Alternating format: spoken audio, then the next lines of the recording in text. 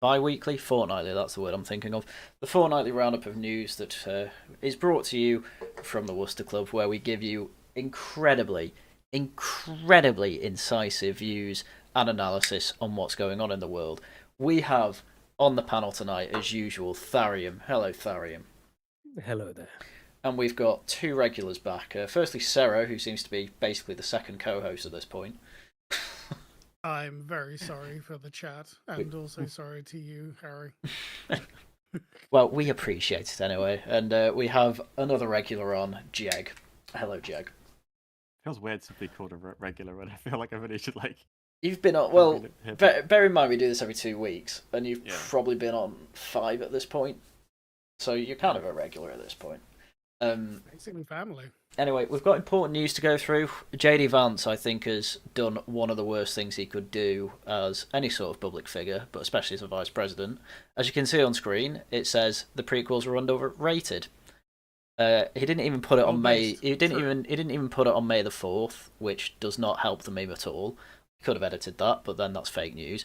I want people to know that this is a horrendous take. This is one of the worst takes I've seen in my life. No, okay, Matt Walsh. No. The prequels were underrated. There was some sloppy writing, but they actually were underrated. Nah, not having it. Especially in the reply to his tweet that he's replying to, it is 100% the correct statement to me. What was the reply to? It was one of the stupid regular people. One of the stupid regular people? That's very broad. Man, it was Jim. Don't you know Jim? Jack. I was like Jack, so it's like you're not far off. What? He was literally. I've forgotten what his actual name was. What was he saying? Prosobiec? Yeah. Well, I think that he's one of the people that did the took the money for. Maximum Genericus. Well, they're being promoting. The money. Russian money. No. For food stamps for soft drinks. What? I didn't even. I'm completely lost. I'm lost here. Okay, don't worry about it. It's some welcome to American Twitter where I'm probably unreasonably connected to it. Yeah, I gave. Because I'm not touching with the barge pole, so I need you to wade through it for me. Yeah, I gave up on him a while ago. No, I probably should, but I'm not. Go over to Canadian Twitter. That's full of people you can laugh at. You know, like Dev. I mean, it's pretty easy. To be fair, it's easy to laugh at Americans as well. Yeah. But I was more interested in what did the. Well, you go first, Tharium. I did see the take, like Sarah said, some of the writing, bit cringy, but I did see the take that you're dealing with Anakin and Padme. They're a couple of young teenagers who are kind of all giddy in love with each other. Young teenagers like that do say cringy stuff. I don't think they were they teenagers? Anakin maybe Anakin was, Padme wasn't. Anakin has most of the cringy dialogue, and he is a person that was brought up in a religious group that's not allowed to talk to women. If he didn't have cringy dialogue, then obviously this is not intentional. I doubt that they intended to have him have cringy dialogue, but it is. All the prequels needed was a second draft, as far as I'm concerned. You can take all of the major story beats. Keep all the choreography because the choreography is amazing, especially in episode 3. I think the choreography in episode 3 is probably one of the best it's the in best film. There's been. Yeah, and also in film history. Star Wars. I don't. For Star Wars, it's definitely the best. It's not. I was going to say it's not necessarily the best in film history, but it's up there for film history. I stand by that. The underlying plot is a really good plot with it actually is. Chancellor taking over, secretly running both sides. Alex Jones's explanation of the prequels is great. Oh, it's amazing. It's strong recommend for anybody who hasn't heard it. But it's just a summary of the prequels, and you're just like, I wish I got that movie. Yeah, but we didn't. We got awful ones instead that I don't think were underrated. They weren't awful. They were awful. Look, they were awful at the time because, look, this is a problem we've got with video games as well, right? There were a lot of awful video games that we yearn for now because of the sheer amount of slop that we have now. Name one. You don't know how bad it could truly Oblivion. be. Oblivion has proven you so wrong, Harrion. People do like slop, that is true. I can't believe. I said it the other day. Like, you know, you can't call Oblivion slop. What the fuck are you on? I can call Oblivion slop actually, because it's just a re-release. It's a re-release. It's a remaster. Yeah, I'm fed up of the remasters. original was good as well. Tharium was talking about the original. He meant the original when you said you were an old game that. Oh right. Oh, nah. Yeah, and actually, if you want I'm to have right. a Whatever. comparison, compare it to Avowed. You know, Mhm, Avowed came out and it flopped harder than I did at 13 on the water slide. Yeah. Well, did you knock yourself out? What? Yeah. Well, I've been playing Kingdom Come Deliverance 2 again, and that's a great game. Yes. So. And you know what? Do you know what that game has in the play style of that game? The Kingdom Come games are one of the few games that actually managed to encapsulate the same kind of first-person like Fighting. RPG. just roaming through a forest. Do not say it's Oblivion like was Skyrim or like No, Oblivion. Skyrim and Oblivion were the things that paved the way for Kingdom Come. Nah, you can make Kingdom Come without Skyrim. You can, but it doesn't mean it wasn't influenced by it. Like, yeah, they didn't. So. Nah, not having it. I bet the Kingdom Come devs love Skyrim. Yeah, they probably do, but everyone likes slop. I hate Skyrim. You haven't played it. I have. I've played 40 hours of it, and then everyone's like, "Oh, you must like it if you play 40 hours of it." No, That's a dumb argument. Exactly. If I stopped at 15, you'd be like, "Oh, give it more of a chance." Oh, you can't hate it at 15 hours. I mean, this is the argument against EFAP that happens every single time we talk about video if you're games. talking about, absolutely. I was gonna say, if you're talking about like Starfield, that would be great. Because I've got like over 100 hours on that, and I hate that game. Yeah. There's games I hate that I've played through twice. So, Yeah. But no, it's like there is a level of ambience or whatever you want to call it. Don't be French. You should watch the private sessions video. I'm sorry it's going to take you like half a day to watch all of them, but you know. Oh please. I mean, I'm not being funny. I watched was it Cretosis or Patrician? Which one of them did like Patrician does the very long hours. ones. Yeah, I watched his Skyrim one. I was like, man, why doesn't everyone hate this game? No, but once again, both him and Private Sessions have the correct opinion on it, and neither of them hate Skyrim. Well, they should. Well, unlucky. Like it's not like horrendous, but it's not like the best thing ever. There's like a reasonable middle ground that you can take here. And... I refuse to take the middle. I'm not contrarian on many things, but I'm happy to do it on Skyrim because I've hated that since I was 12.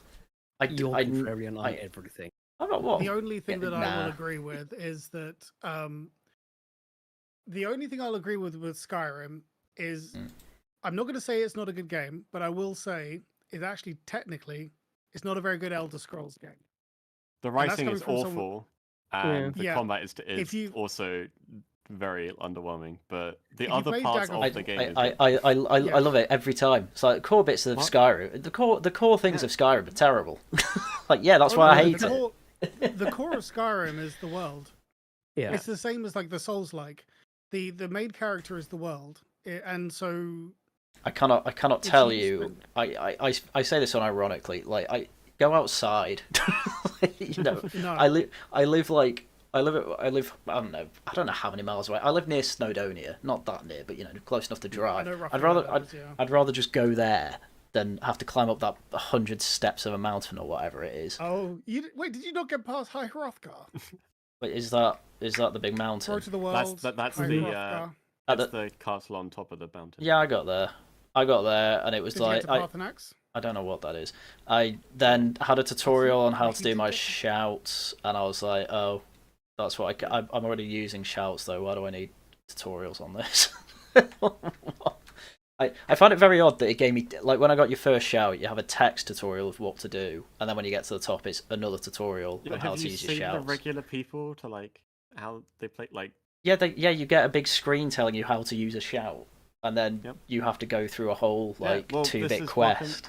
Welcome to Bethesda, where every time that they have an issue with something, they remove it. Like, it's not... I doubt that anyone here is going to say that...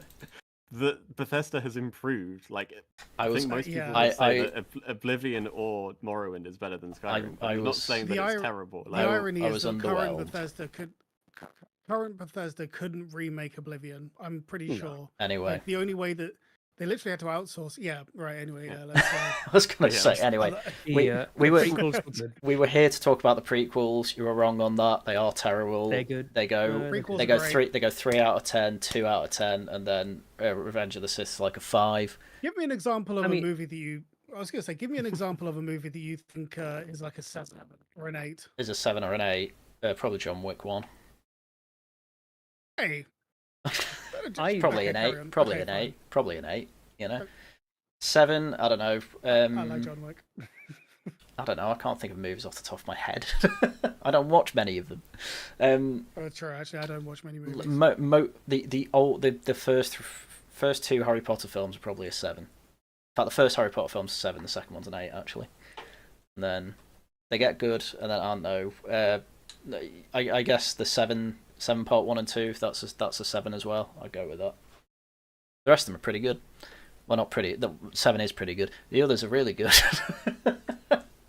So there you go. Right. Anyway, international. Matt Walsh said he was falling asleep during the fight scenes in Revenge of the Sith. Oh yeah, but Matt, sexuality. Yeah, but Matt Walsh is for giving millions of dollars to a woman who called a black child the N-word. Like, I don't care what Matt Walsh thinks. That's not the. Matt Walsh's opinions on all media is just horrendously bad, and if you listen to his opinion on any media thing, then that's his primary weakness.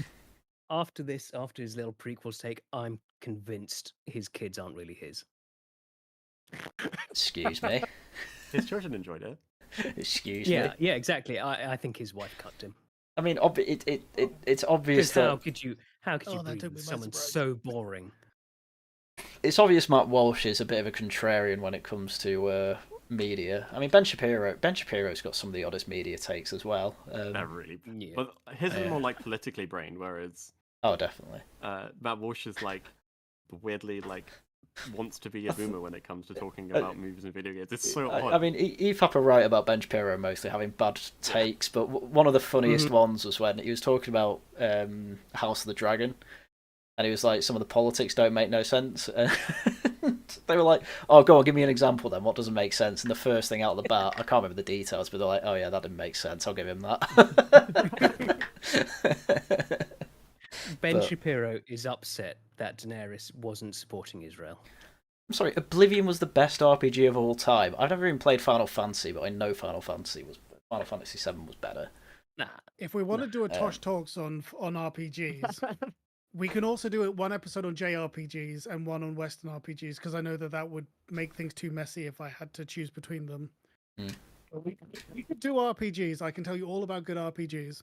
Oblivion is an exceptionally good RPG, though. It would be me. Except that the leveling system in the original was horrific. I will not make any excuses for that. It'd basically be me simping for KCD 1 and 2 for hours. So I would simp for it too. Right.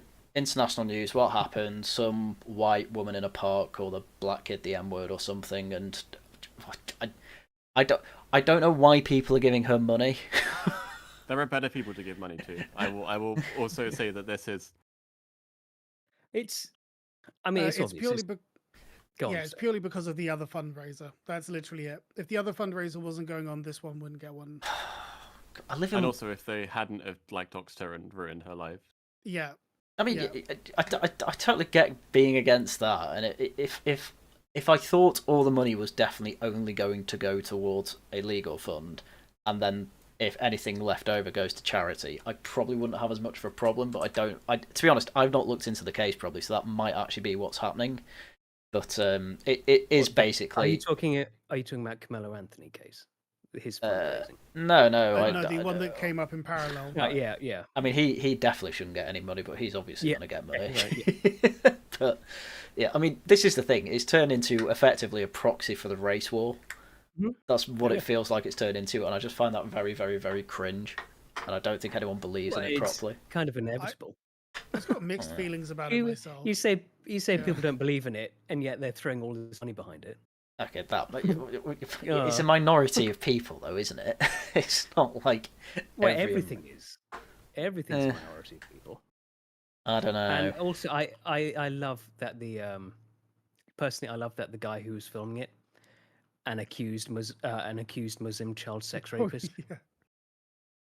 Is he? I mean, he just let a 16-year-old into his house while he's in his 30s. Yeah, it's fine. It was a 16-year-old who was in foster care, and he somehow for some reason he had her spending the night at his house, and she then said, "Yeah, he rapes me." It's like every single time.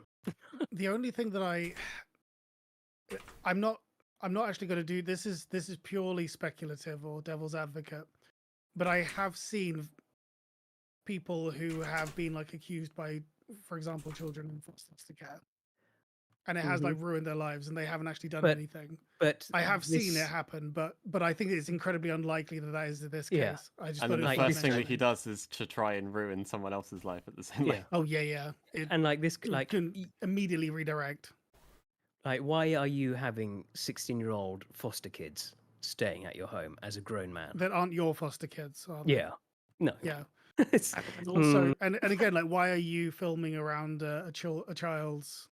I've heard he might have been there with his own family. It's okay. Yeah, but who knows? Because and he only started like his reason to be filming is like what's it called? Is that he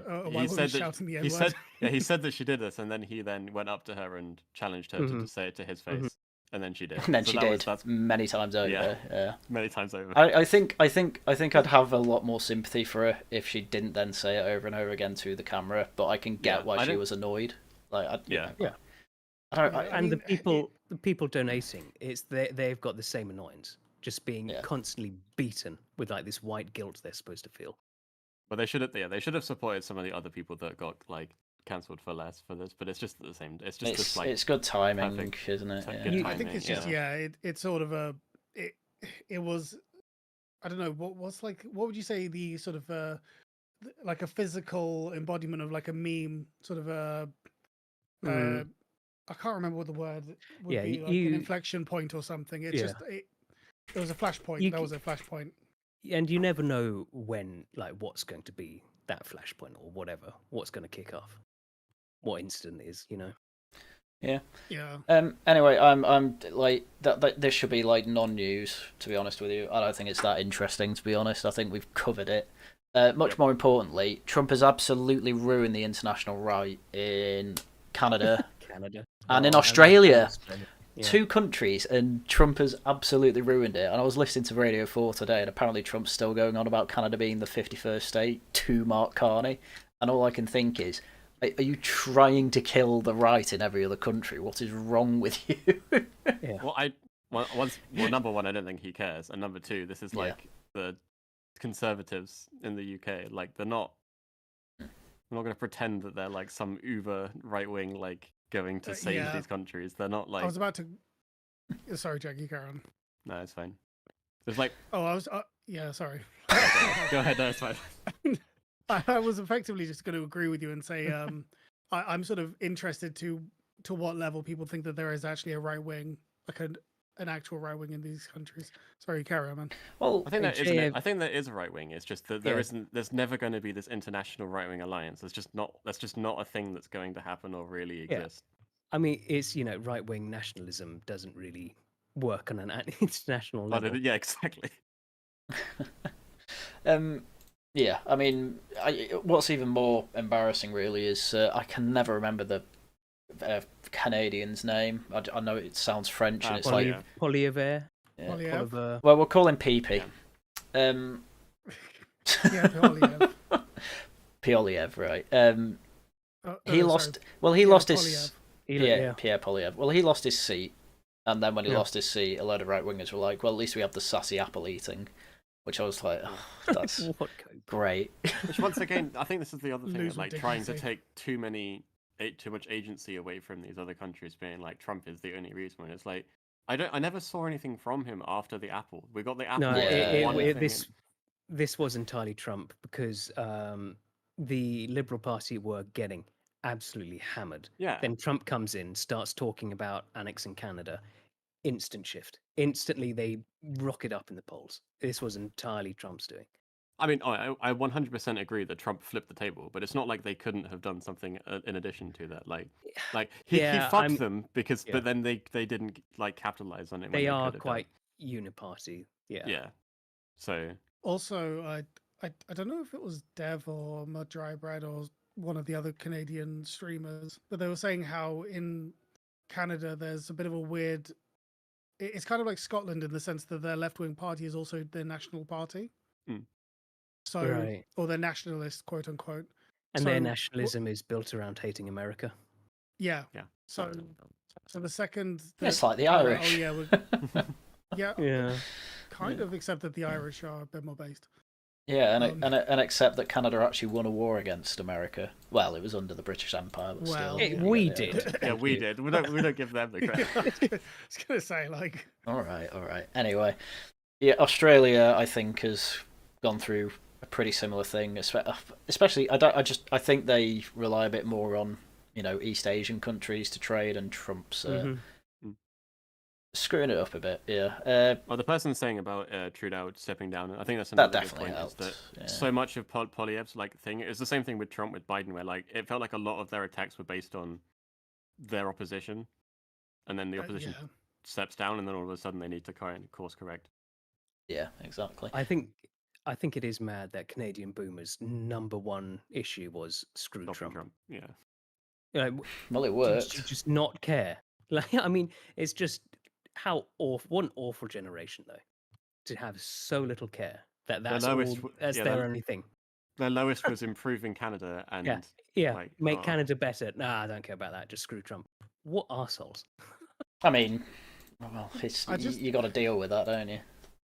I feel like the quintessential example of that, though. I remember back when Carl was campaigning for MEP, and there were a load of boomers protesting against him, and there was just this amazing moment when I think he asked one of the women, like, what have I actually done that's like bad? And their eyes, you could see that they're just like deer in the headlights moment, and then they were like, we don't accept your kind here, kind of, just instantly just trying to refrain away from it. But it was like, could you actually explain why? It's like, no. And I can't remember who said it. I don't know if it was AA or something, but it was like the boomers kind of, they want their war. They want their struggle. That was in Simpsons, wasn't it? They have a line like, was it? We need another Vietnam, cull them or something. Oh, I didn't know. Yeah, it's in one of my favourite bits of The Simpsons of all time. It's during the when they do, how there used to be American cartoons that explain how the government work, and it was a bit like a Randy Newman song. They were doing that, but for an amendment to be, and it's so it's one of those campy 70s throwbacks, and Bart just says we need another Vietnam. Thin Gen X's numbers out. Yes, it was a good line. It's I think I once put on Twitter, I can tell my politics have changed because I used to get the liberal messaging from this song, and now I'm actually on the kind of based conservative Chad Yes side of it. So anyway, we should get into British news. Local election 2025 results in maps and charts, and obviously my past week has been any and every excuse to talk about this because I could not be happy with how things went. I had a few people, like Gammon Easter worshipper in my DMs effectively saying, what were you expecting? So before we get into this, I will say, generally from what I was talking about with people in Reform, we were expecting 300 to 400 councillors, maybe control of a couple of councils, one mayor, and hopefully a close, within 1,000, say, of the Runcorn election. We smashed all that. So, obviously, first thing, we won 677 councillors. That's technically gone down to 676 because one of them was an idiot on Twitter, effectively saying, I'm going to defect from the party when Rupert Lowe and Ben Habib give me a better option. Why would you publicly say that, you idiot? Well, I guess she's not going to defect then, if that's what she's like. Well, she's been forced to defect. Integrity is not a party yet, though, is it? Turgiddy. Lib Dems came second with 370 seats and 3 councils, which is just Lib Dems are effectively the Luigi of politics at the moment. They're just doing nothing and winning. In some areas, I should say. They're not winning overall. Tories took an absolute beating. Pretty much every seat that they lost went to Reform. Obviously, some went to the Lib Dems as well. Labour, they didn't even reach double digits. They didn't even reach double digits. They were other. What they called. You love to see it. Sky News didn't have them as part of the main parties. And then, obviously, Greens at 79, they got 41 more, which was very underwhelming for the Greens. And they're not in control, no overall control. That was 10 of them, and that's largely because Reform are taking seats.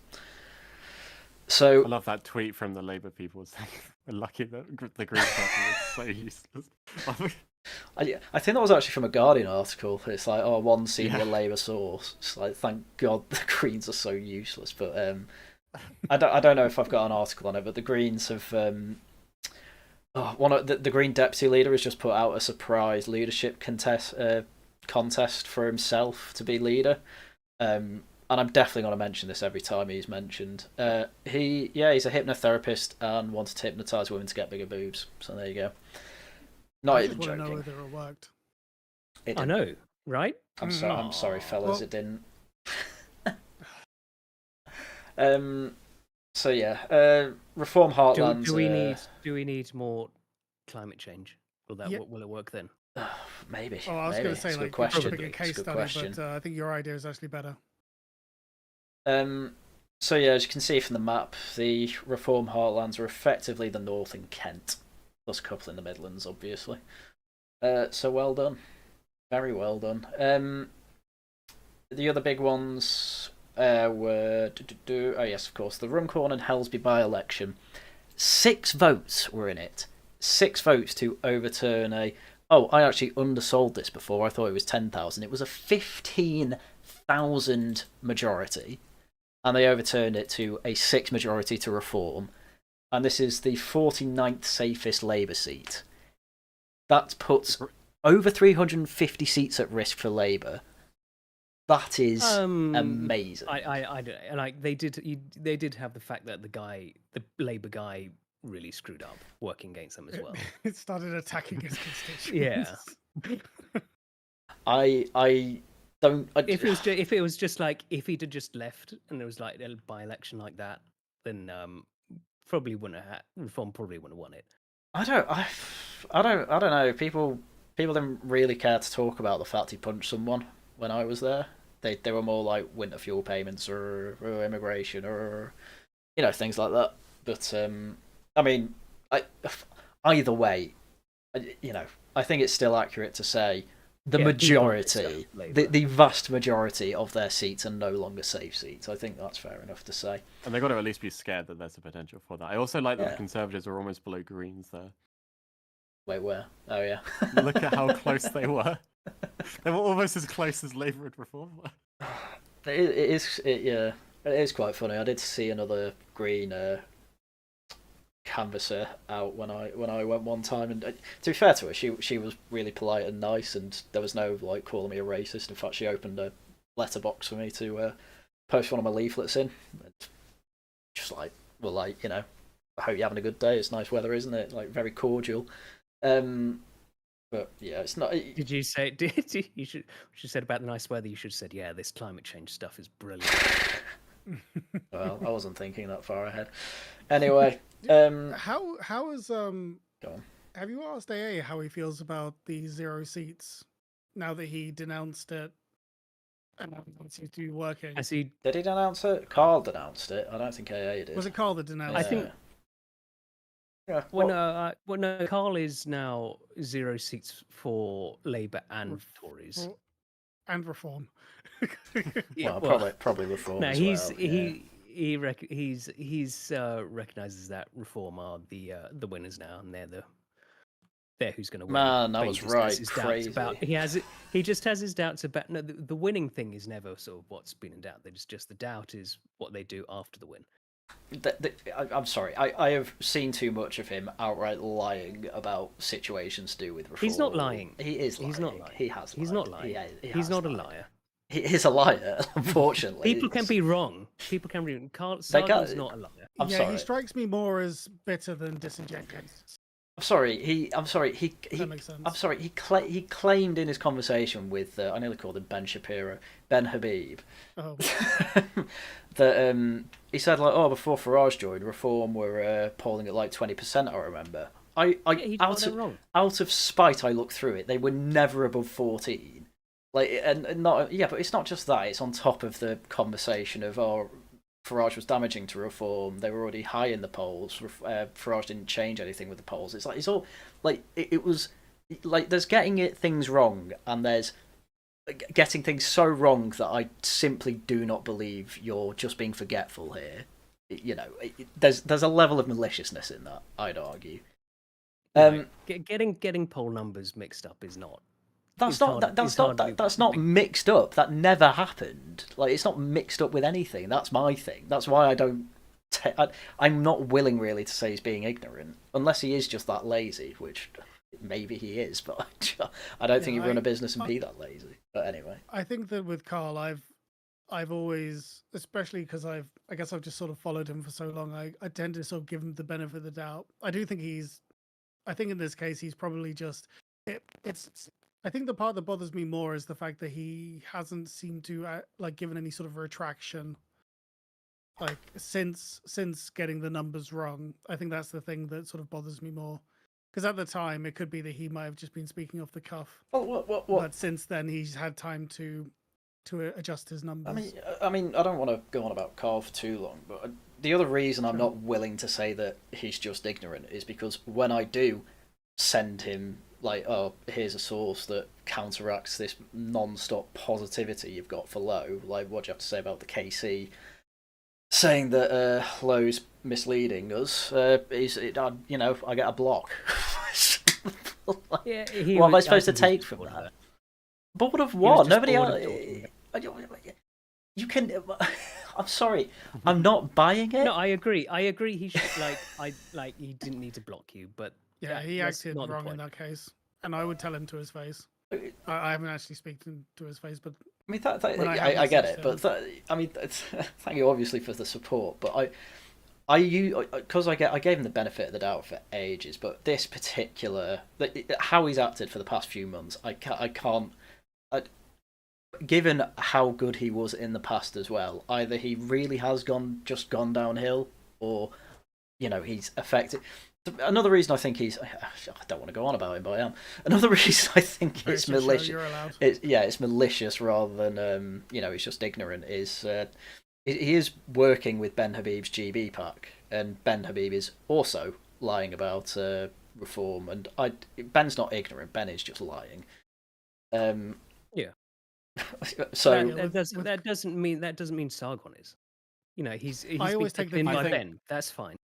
He's probably more embittered than anything else, and I think the bitterness. Yeah, he seems very black-pilled at the moment. Not having a hard time with things. I think as I didn't have any rose-colored glasses because I'd never watched him before or cared because it seems really lazy, like more than malicious. Like a lot of things are like really lazy.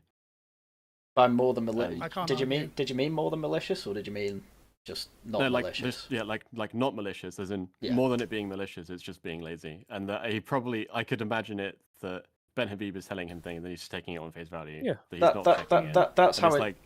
That's I would put that down to maliciousness personally. Well, I don't think that's like directly maliciousness. I think it's like being a useful idiot more than. Well, all right. Everyone who knows Carl always says he's really nice. Like even Narinda Kaur, she when some hit piece came out against him, she said even she came out and defended him, going actually he was really nice.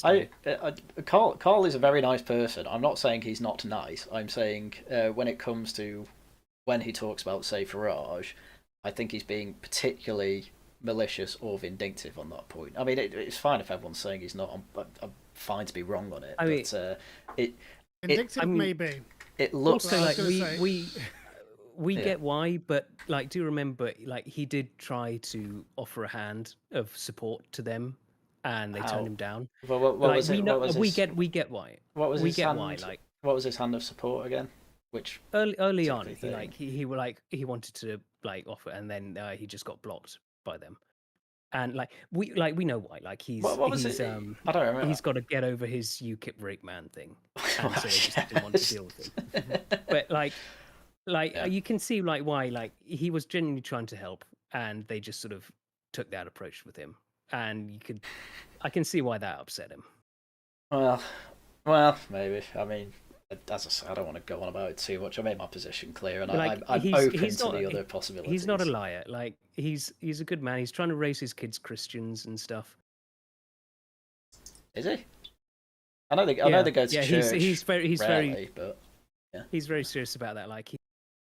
He says it might have been too late for him, because just what do you mean too late? How he was raised. Yeah. He just says he just has trouble getting with the belief thing. But his kids, he's raising them as Christians, and his son loves Jesus and stuff, and he wants that for them. What if they're baptized? Even if he can't, they're baptized, and so he wants that for his kids, even if he's struggled. I kind of have the same problem because my entire family is every single one is secular. It's so difficult that it's really I don't have anyone near me to I don't even know where I would start. Yeah, we just had nothing growing up. It's tricky to just pick a lifetime to just sort of get into it. Just pick a church, go to feel phony. I know. Pick a church, go to a Sunday mass. Stop damning yourself to hell. Anyway, back to the good news. Reform... I would also the final point on this. I don't think it's good to act like leftists. Carl has said stupid things, but so what? No, everyone says stupid things. There's no point. There's no need to just totally. But he's people off. But he's still saying stuff we don't agree with. But he's still saying stupid things. Yeah, everyone does. That's fine. Actually, can't hurry off. Rather than the other way around. Yeah, that I didn't say stupid things and got cut off for it. No, don't give me the. I didn't say anything stupid to him. Yeah, but everyone says stupid stuff, and there's there's no reason to hate people. That's again. He said Harry said he was hating him. That's a bit. There's definitely some serious Sargon hate. I don't hate him. I'm just very disappointed with him. I don't think it's possible for me to hate Carl, to be honest with you. I think I put it in the other Discord. It's like my mentor died when he blocked me. That is really hyperbolic for me to say. I understand that, but he's the whole reason I have a YouTube channel. It's not actually hyperbolic at all. Oh, he doesn't know me. It's very parasocial at the very least. Well, I was going to say... Well, he knows you're going to have to block you. Well, I was going to say, you actually met him in person. And a couple of times, for me, I've only really spoken to him online. But I have been I have sort of been in that sphere since, even pre-Gamergate. Yeah. So it's been a very long time, and the fact is that we've Sorry. You've followed him longer than me, then. Yeah. I found him around Brexit time, so there we go. But that's about me as well. There we go. Anyway, that's enough of Carl gone. Obviously, there's the mayor results as well. So Greater Lincolnshire just absolutely ruined them. Amazing. Obviously, we've got Luke Campbell as well, who was the other favourite. The rest, Reform was second by about 3% at the most. Most of them are actually within a 1% margin. The funniest one had to be, West of England? I don't know. Yeah, they do have the results. Aaron Banks, of all people, in West of England, where he is basically the devil in Bath and more Bristol, these green areas. I think Bath's more Lib Dem, actually. But, there he is, second place, way above the Tory. People thought this would be a Tory stronghold because it's so, Jacob Rees-Moggs around that area and things like that. But no, Aaron Banks came second, pushing Tories into fourth and somehow beating the Greens, who were favourite to win in some polls. This was... Mr. Rees-Mogg has been a bit of a disappointment to me, actually. Yeah, he's definitely... He came out very strong after Brexit, and it just... Yeah, I don't know what happened there. Yeah. But, I think part of his problem is he will always just be like the Tories.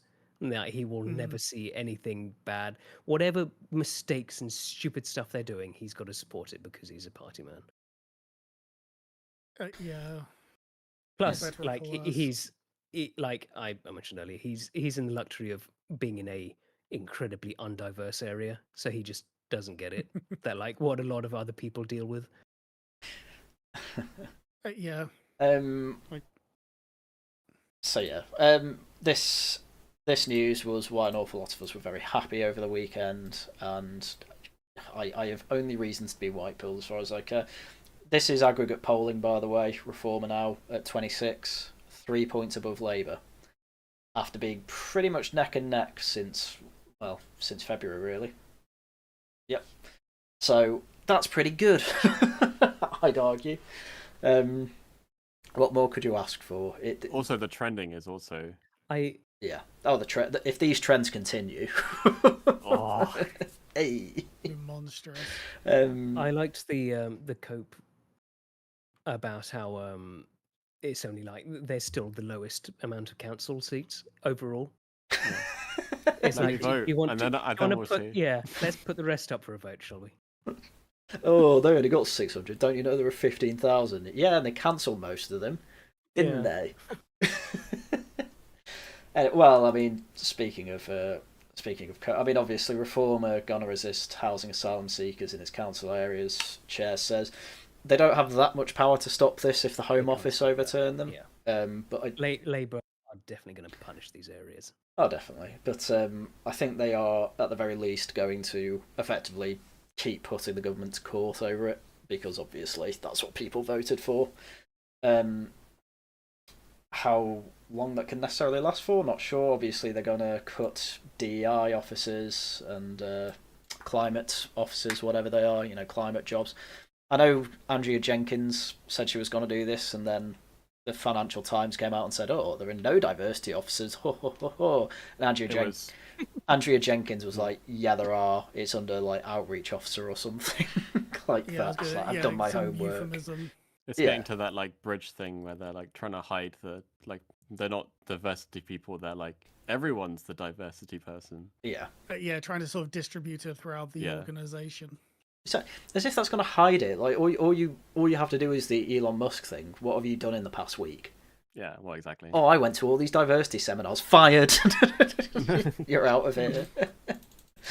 Oh, goodness me. It's that kind of like obfuscation to try and like hide it a little bit, so that it's a little bit harder to. Yeah, but I can't. They can say, "Oh, we're cutting our DEI thing," and then they just haven't. They've just moved them. Especially, like, you've got to bear in mind as well, Reform top brass, Farage, for example, has been talking to the likes of Dominic Cummings about how the civil service work, so they'll know the tricks. Yeah. They'll be well in on the tricks. They're also accused of hypocrisy for advertising home working jobs for the party. Zaya actually came out on, not Facebook, Twitter to defend this. So obviously, Reform are saying to council workers, you have to come in to your job to work because we have an office, so use it. Which I don't massively care about work from home in the public sector. There's been some stories recently of some people are working 2 council jobs because basically they find it so easy. The only thing I'd do about that is change that to part-time then. I have one point on this, which is that if somebody is they're doing stuff on transport, they should have to drive on the roads that they are dealing with it. because let's put it this way: the council that have decided various things in my area, I don't even think that they're in the same like city region. They're over. What was it? They're basically near one of the other towns, rather than actually having to come into the city where I am.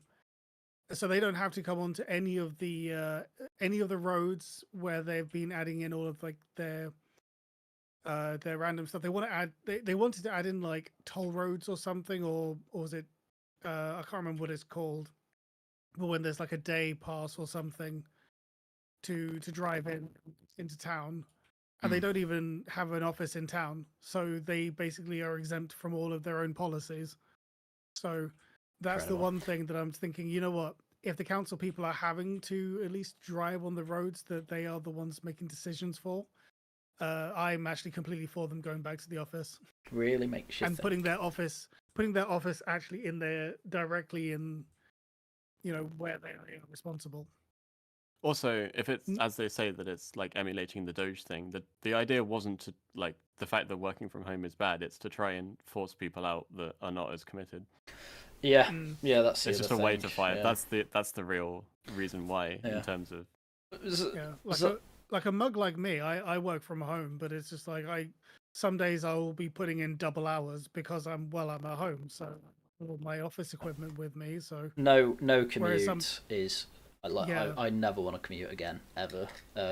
Same. But that's Zaya was saying on Twitter that this isn't hypocrisy. There's two reasons for this. One, it's like, as you say, it's not that we hate working from home. It's just people are paying effectively for these council workers. Part of the reason is to be in the office and being as effective as possible. And council workers effectively, data entry ones they probably wouldn't mind, but council workers are supposed to be talking in a team all the time and being available in the office for people who have issues and things like that. But his other point was, even in the office, most council people don't do anything. Oh, I'm sure that's true. Well, that's probably why they want them in the office as well, basically, to keep an eye on their actual workload. But the other thing he mentioned was Reform HQ is one office in London at the moment. They don't have the money that Labour and Tories have to have offices all over the countries. So, they kind of have to give people the option to work from home. Otherwise, you have to move to London, probably for wages they can't, like London wages that Reform can't particularly afford at the moment. So, kind of makes sense in both ways. But, either way, I don't really care.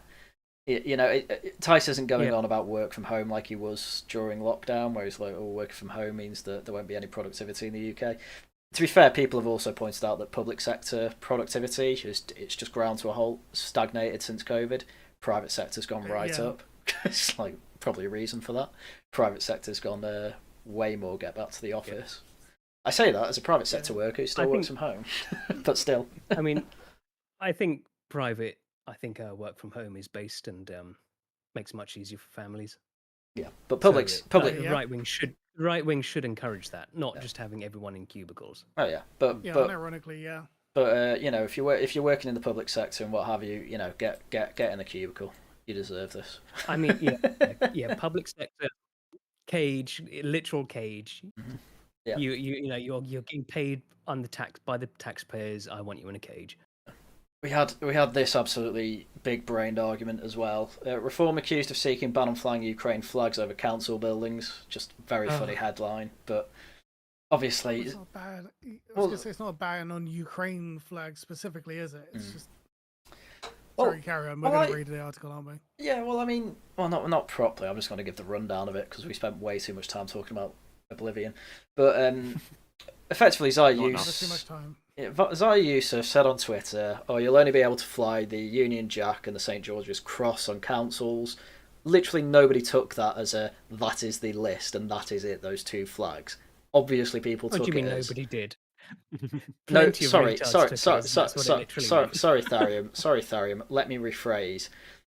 Hyper morons who are bad faith actors decided to take that at his word and that be the only thing that meant. So obviously you had Tories and Labour instantly saying, what about county flags? And so obviously Reform UK put out a tweet at pretty much the same time adding that had county flags on the list. And then you had a load of people like, what about army ensigns? What about the Royal Standard? Like all these edge cases. This obscure flag that hasn't been flown anywhere for 300 years. What about that?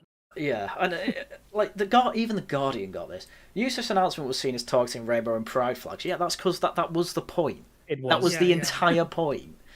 The party was later. Go on. Yeah, I was gonna say it's like Trump tariffing the world just to get at China. It's like yes, the target was China. The target in this case, yes, we wanted the rainbow flag and all of the other flags to go down. We wanted, if we're gonna have a country flag, it needs to be ours and not Palestine. Like that's basically what we're saying. Yeah. So yeah. I mean, incredibly as well. Mike Tapp, being the absolute big brain patriot that he is, this tells you all you need to know about Farage and Reform. Their very first act after winning elections is to ban the UK flag from our town halls in this of all weeks because it's VE Day. Just okay. What side were the specific groups of Ukrainians fighting on? If you want to play this game. Well, to be fair, I know a few of them fought for the Nazis, but I think most of them actually fought for the Soviets. Oh yeah, but yeah, it was a bit. It's just funny that if you're going to say, specifically on VE Day, when that's like you're kind of cutting yourself there when it comes to. Yeah. Well, I tell you what, when Harrion gets into power, he'll let you fly your Black Sun. You can proudly fly your Black Sun. You can have your Sonnenrad. Battalion. You are allowed your Sonnenrad, yeah. You just have to have it next to the Union Jack, just so that you just if people wonder about you being a patriot. No, I think I'll stick with Zaya's original plan. Farage and Reform Council should stop sucking up to Moscow and drop their ban on flying the UK flag immediately. Ukraine flag, sorry, immediately. Just like I even said this in my video. If there was like a nuke that went off in Poland, I'm sure they'd allow like a day or two of Poland flags. I wouldn't even support that. No government building should fly anything other than national flags of your nation.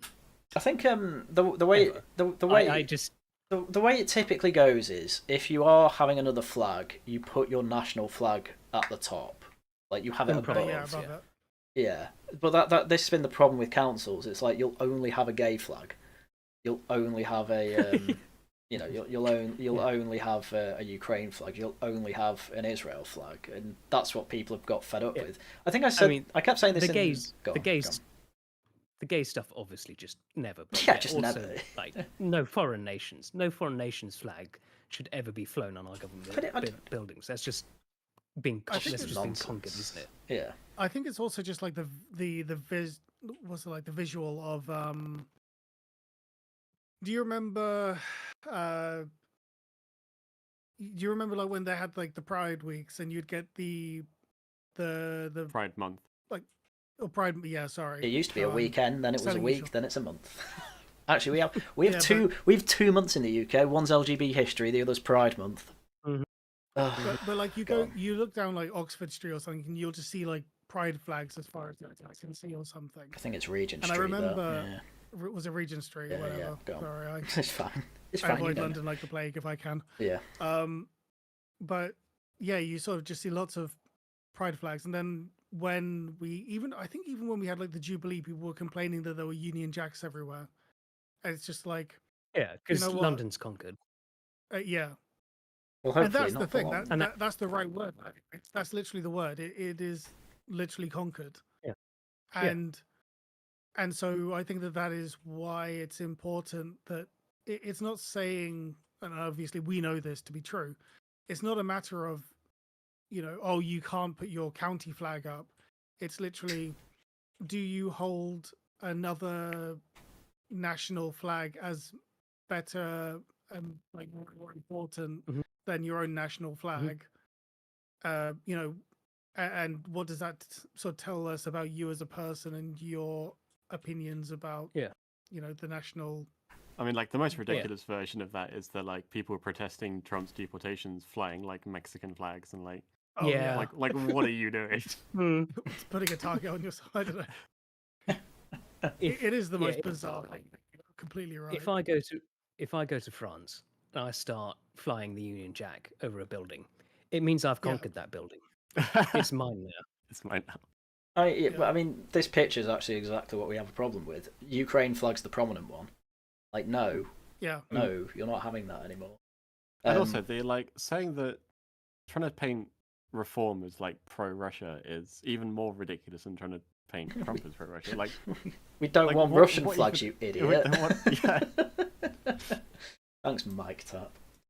Anyway, there was big news out today. UK signs trade deal with India in £5 billion boost to the economy. That's peanuts. There's absolutely nothing. 0.1% rise in GDP, which, to be fair, wow. To be fair, how much are we trying to force Mauritius to take from us again? not that much. Well, actually, 18 billion. 18 billion, but this is 5 billion a year that we're getting in, and it's 18 billion over like 100 years to Mauritius. So, yeah. How much was the China one that Rachel Reeves got? Wasn't that? Because that was a few hundred million. That was even less than this. Oh, yeah. That's like a rounding error with government spending.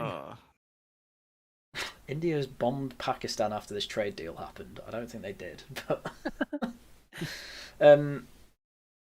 so yeah. Wait, have they started their? Are they in a hot war yet? It's just squabbling at the moment. Nothing ever happens. Okay. Well, so I mean, I have a feeling they could be both of them are trying to. They just neither side can figure out their missile systems. Oh God! Right. So yeah, these. I mean, the trade deal. Most of the trade deal itself, I don't have much of a problem with. It's obviously this big, and I wonder if they mention it. I'd be shocked if they don't. Yeah, it was further up. Yeah. Oh. Well, yeah. So Britain has made concessions to Delhi, including an exemption from national insurance payments from Indian workers. Isn't it interesting that India's main export is India? Well. Yeah, because they're trying to conquer everyone, and they know that's how they do it. It's send their people over, they take over. Well, so the Indian side was so frustrated by Britain's failure to agree that Indian workers seconded to the UK on business visas should not pay national insurance because they were not eligible for British pensions or social security benefits. When Rishi Sunak became Prime Minister, he attempted to push the talks to a conclusion, but key issues had still not been resolved at the time of the election in July. And this is why I said, like, Ethnat's in the mud. Like, Keir Starmer has given more concessions to the Indians than Rishi Sunak, making Rishi Sunak more English than him on this particular topic. So get wrecked. Don't think that's how it works. It's how it works in my mind. They don't really go into detail on it, but basically, in the abstract, it's probably not that bad and makes sense. And we have deals like this with other countries. So the reason. So, first, it's only for 3 years that Indians don't have to pay it. Secondly, it's only if they're temporary workers. And thirdly, it's because, effectively, Indians still have to pay tax to India with income they make in the UK. And it's reciprocal. So, British people who go over to work into India, who goes over to work into India? I don't know. Yeah, exactly. I was going to ask. But they get the same thing, so they don't have to pay the Indian national insurance equivalent because they pay it back in Britain. In the abstract, it makes sense. The problem is that the job market's only in one direction, and this is obviously going to put even more pressure on workers in the UK. It's 20% cheaper. It's 20% cheaper to hire an Indian. If I think that's only true if the national insurance contribution by employers is exempt. I don't see why they wouldn't be, but I've not seen anything kind of specific on that. The thing that they just hiked recently. Yeah, well, that's why everyone's annoyed. They just hike that and then write off for Indians who are working here temporarily for 3 years. I think that's what Farage said in the post that he made on it. Yeah, well, they were exempt from that. It should be the other way around. Yeah. We don't pay national insurance. We just make the Indians pay our national insurance for us. We're going to build a wall and we'll build a wall and make make them pay for it. I mean, I'm warming. Tell me more. So, this is why everyone's getting really annoyed at this particular one. It's really good for whiskey, cars, and a few other things. It's really good for us in terms of textiles and shoes. But again, why did this caveat have to be? I mean, I would like cheaper. Who cares about Indians sodding textiles? Dude, you probably. I bet. I've got plenty of whiskey at the moment. I don't need any more. I bet the T-shirt you're wearing now is made in India. It's our whiskey selling to them. Yeah, Scotland's selling whiskey to them. I don't think India make whiskey. That's just sadder though. Again, free trade, it'd be fine, but it's not like you don't need these visa exemptions. Rishi Sunak was right, like based prime minister. That's what I'm saying. Right. This is exactly what Keir Starmer said, like we've got to start delivering more. And this is him trying to deliver more. We all hate what you're delivering, dumbass. It's just like, please, no, deliver less, please. Anyway, speaking of Labour delivering, they delivered this absolutely insane take. Labour Minister sorry for dog whistle remark over grooming film. I thought this was a meme at first. I didn't know this was so real. Funny. Like, you know how I keep making this point, but I'm going to make it again. How many months have we heard about adolescence being the most important thing ever? And being a perfect reflection of reality, it needs to be seen in every school. We've had it for like 2 months. Mm-hmm. It's been mental. As soon as a Channel 4 documentary comes out about real rape cases with these grooming gangs, all of a sudden it's, oh, that's a dog whistle. Yeah, but it was a documentary and not fiction, and therefore the left doesn't care. So unlucky. You need to promote It is the perfect coalescence of all the memes of the left put into one. This entire situation, I can't believe it. So, for those who don't know, during any questions, well, go on, Tharium. Go on. Okay, I'll explain. I was going to say it's. Do you want me to, I'll explain first. Yeah. So, Lucy Powell was on Any Questions with Reform. I think he's a spokesman, Tim Montgomery, who was in CCHQ. And Tim Montgomery brought up in Any Questions, I'm not entirely sure why, I assume it was in context, but he brought up the documentary saying, oh, have you watched the documentary on Channel 4 about the grooming gangs? And instantly, Cabinet Minister, Leader of the House of Commons, Lucy Powell says, oh, you want to blow that little trumpet? Have that dog whistle? Instantly try and dismiss it. And Tim was just like, why are you saying that? Absolute retard. Yeah. Pretty much. Pretty much. This is why I can never be an MP. I just. Well, this is why in a few years everything of mine on the internet might have to go. Yeah. Well, exactly. So, I would like to clarify that I regard the issue of child exploitation and grooming with the utmost seriousness. Like, she put an apology on Twitter. I don't know. Clearly don't. I don't know of anyone that believes this apology. I don't know of anyone. But well, every time there's an apology for being called out and not for actually doing it, it's just like, oh, sorry you caught me. Yeah, sorry I was caught. Absolutely. The thing is the wording of this. I'd like to clarify, as if what she did could be clarified in any way to I take child exploitation and grooming gang seriously by calling it a dog whistle. And this is gone. And this is my point. My problem, believing any of these people about anything they say, because Labour have been saying, like Keir Starmer, oh yes, we take this very seriously, when she just said what they really think. Of course they don't. None of them take this seriously. None of them care. But it's just all just words. Oh, let's just placate the smelly peasants. Tell them we care. Well, and then. It was that ex-Guardian editor, actually. It was the associate editor as well, who said, it was like, this whole situation is actually very complex, as everything to do with sex does. And as everyone points out, it's not sex if they're under 16, you idiot. it's rape. Yeah. But he doubled down on it a few times, which I found amazing. And then, everyone started pointing out, his son works for Labour.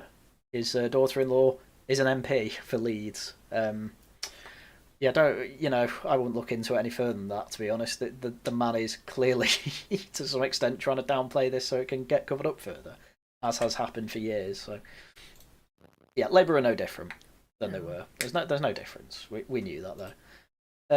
Ed Miliband, net zero deadline is unrealistic, says Union Boss. Oh, will that stop him? This out, are you? Will that stop him? No. So we got Tony Blair, we got unions against him, Ed Miliband, the true uniter, everyone against him. What did you say about, or you heard someone say about Ed Miliband? He's like a really competent retard or something. he's you've got like 4 types of people. So you've got really incompetent and not very hardworking people. You've got incredibly competent and very hardworking people, and then you can have a mix and match. Ed Miliband is a highly incompetent but very hardworking person, and it's the worst type of person to have involved in anything. Ridiculous retard. Because they will do loads of work, but it'll all be really bad. Just make everything worse, and that's what Ed Miliband is. Union Boss says, ignore the false prophets of climate fundamentalism and rethink the government net zero plan. In an article for The Times, Gary Smith, the GMB General Secretary, warned that the government's pledge to switch to clean power by 2030 was unrealistic. They want to. I keep forgetting that's how early it is. It was unrealistic and could lead to blackouts like those seen in Spain last week. I love it. I've had a load of comments in my video I covered on Spain with just a load of people saying, "I know I'm wrong." Think Finn versus the internet going on about making the voices of nerds. And every time I'm asking, like, which detail did I get wrong? And I never really get an answer.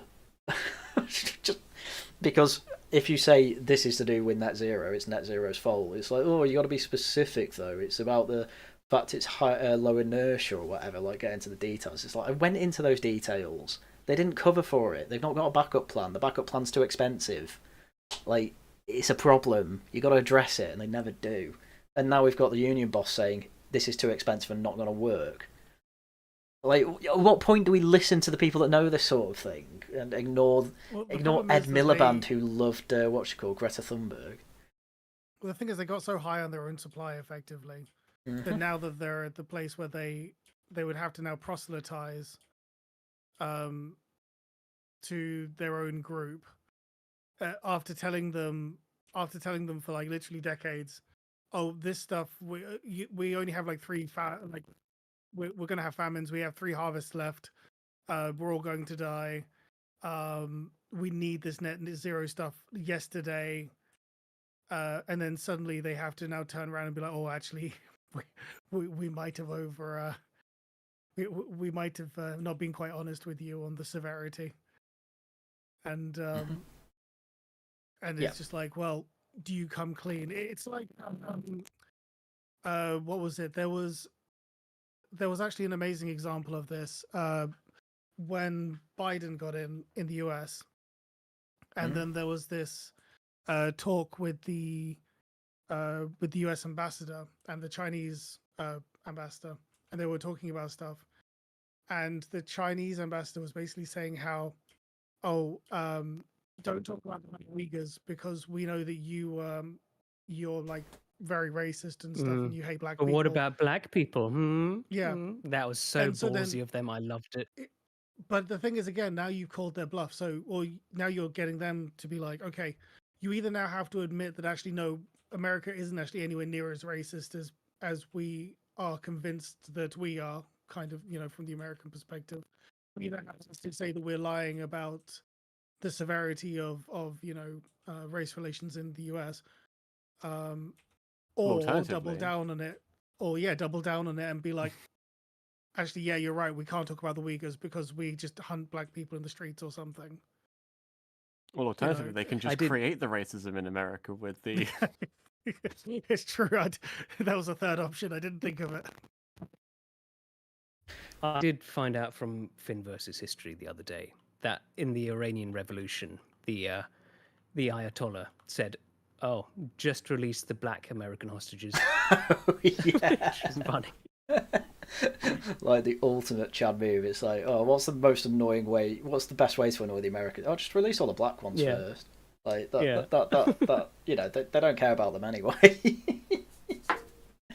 Oh, incredible! Looking at any picture with wind time and turbines in it actually makes me like annoyed. Yes. I don't think you're wrong on this. Right. I don't think I've ever.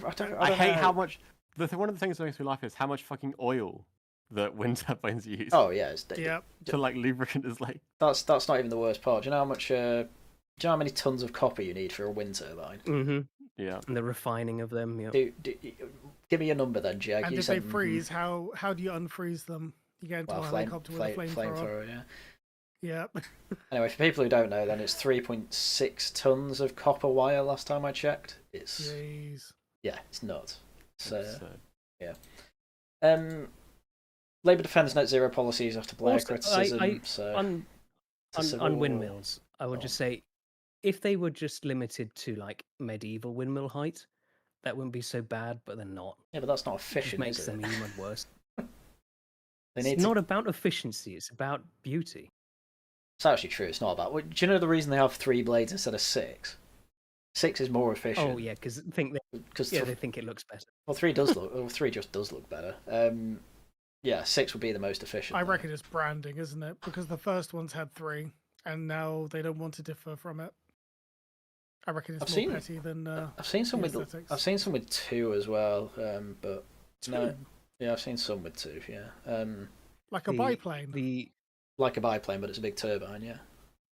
The Spiteful, which was the successor to the Spitfire, just about the most powerful, and it was just about the most powerful propeller plane ever, but jets are coming to use then. That had 6 blades. Yeah, that's a very cool plane. 6 is the most efficient, but it uses 3 because people think it looks nicer. But yeah, we don't really need to go through this too much, but Blair has come out and said net zero is stupid, stop going on about it as much as you do. And Labour are like, no, we'll keep doing it. Like, whatever, don't care.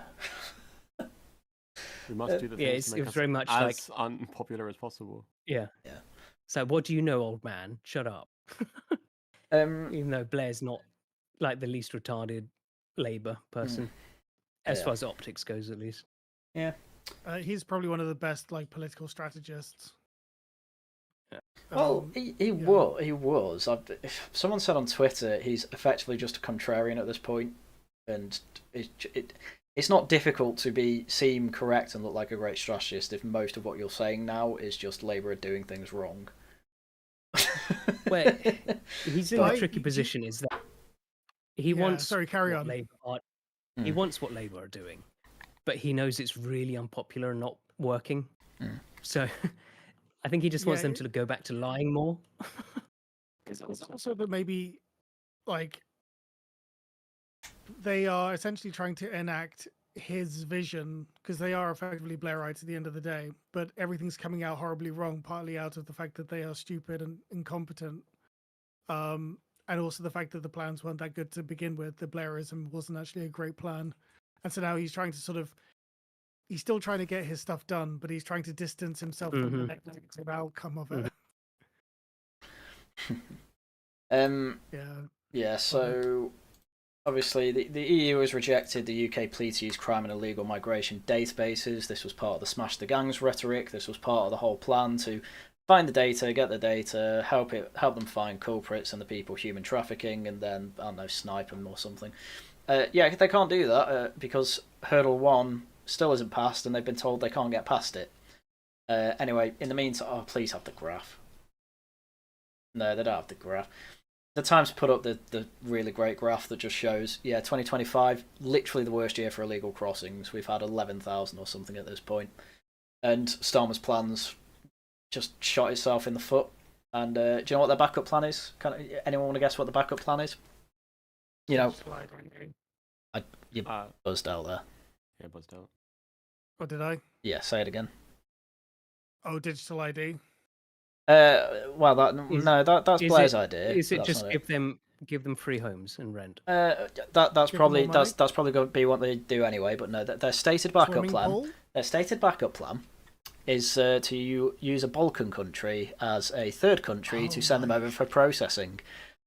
Because Rwanda, just terrible country. You can do it in the Balkans though. It's fine. Yeah. I cannot tell you how much I hate. Maybe it's Albania. They're probably more likely to get killed in the Balkans than in Rwanda. Okay, I'll take it back then. Let him cook. That's what I say. Yeah, I thought so. Wait, I thought so. So wait. So there was war in Rwanda, and that made it bad. But ex-Yugoslavia is absolutely fine.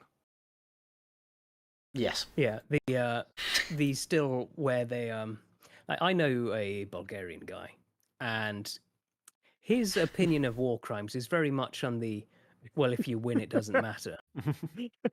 Oh, he's got a normal opinion. Yes, yeah.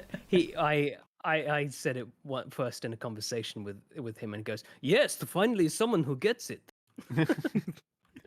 Honestly, the Eastern Europe is they think very differently to Western Europe, and that's not always a bad thing, but sometimes it is. The only Bulgarian at work for us was just spent the whole time complaining about how bad England was and how Bulgaria was so much better. And then, but they stayed here, didn't they? No, they've gone home now, and everyone was like, "Thank God." Oh well done. Even Thank the you, like Keir leftist, even like the leftist people at work were just like, "Well, if she hates it so much, why can't she go home?" So it was like, it was quite interesting. Yeah. Oh, I should say. Yeah, my Bulgarian friend also moved out. She went back to Bulgaria as well. I should say. But, she didn't hate England as much. Yeah, I should say as well. The whole thing with they can't access this database with a load of criminal fingerprints and what have you, which will be useful for vetting asylum seekers that are here. To be fair, some people's idea is, we should just rejoin the EU then. It's like, great. Right. I can't believe it. Every problem we run into, like, your solution is just do more of what I want. Incredible. I suppose that's true of me as well, actually. But I'm based. Oh, God. But if they do what you want, it'll work. So that's the difference. Well, true. Raise taxes. Yeah, there's actually no. I was going to say there is actually no guarantee that rejoining the EU that they'll actually give you that data, and two, that data is actually useful. They probably will let you use the data if you're part of if you're a member. To be honest, the EU are like, they're run by Germany. Like if the contract says something, they go through with it. So raise taxes to fight off Nigel Farage, Keir Starmer told. This has got to be like AA advising him or something, right? It's Louise Haigh, the old transport secretary, who got kicked out for her past fraud crimes. I don't think it was a crime, actually. I don't think she ever got charged, but yeah, she was caught defrauding her old workplaces. She called for the Prime Minister to rip up Labour's self-imposed tax rules, which prevent the government from raising income tax, VAT, or national insurance. Just incredible. That's a big brain move. This has got to be like. I mean, this has got to be sabotage, right? She's trying to sabotage this. No, it's just pure Keynesianism. They're true believers, I tell you. The government needs more money because the only way to grow is to spend money from the government. It's just like. It's like the moment you realize that these people, this is the way that they think, like, it's the only way it makes sense, because otherwise it's like... a fixed pie. The pie can't get bigger, and the economy grows by the government pumping money into the economy. True. I mean, Tony Blair would never be this much of an optics retard. No, people don't like us. Raise their taxes. Yeah, you got to do it by stealth, duh. This, she said, could allow a serious program of investment and reindustrialization that would show voters the government was fighting on their side by raising income tax that everyone now pays. Gives me your money. There is not a single person working full time who does not pay income tax. Oh, just incredible. Haigh is the most senior Labour MP so far to criticise the PM for his response to last week's election, in which the party lost 187 council seats in the Runcorn and Helsby by-election. Her comments reflect broader concerns, particularly on the left of the party, over Starmer's refusal to rethink unpopular policies. She accused Starmer of an alarming response to the election that risked hemorrhaging votes to Farage and his party Reform UK. And the idea is just, this thing everyone's complaining about, the tax. Yeah, make it higher. Just incredible. Visa crackdowns on nationalities blamed for asylum costs. Okay, Labour aren't all bad. You can't say, I don't give two sides to the story or whatever. The Home Office is restricting work and study visa applications for nationalities, including Pakistanis, Nigerians, and Sri Lankans. That is very funny, given what they've just done with India. Yeah. Why part of the Indian thing? Do you see also they're releasing increasing the cap on yogis who can come into the country? What's a yogi? Thank God, right? Spiritual. I saw that Max Tempest tweet. Spiritual yoga, basically like the OG yoga people. Oh, they're yoga instructors, but they're Indian. It's just the it's the bullshit Indian spiritual crap, Namaste. Oh, your chakras are not aligned right. I can take them if you just pay me. And so we're going to get more yogis. Great. Exactly what we need. Under Labour's plan to crack down on abuse of the system, visas will be rejected for individuals who fit the profile of someone who will go on to claim asylum and are from countries with high rates of asylum claims in the UK. Good. Tory should have done this. Labour flanking reform on the right. What is going on? Look at it. He looks like an idiot. Legitimately, they should deport Zahir Yusuf. Oh, for God's sake!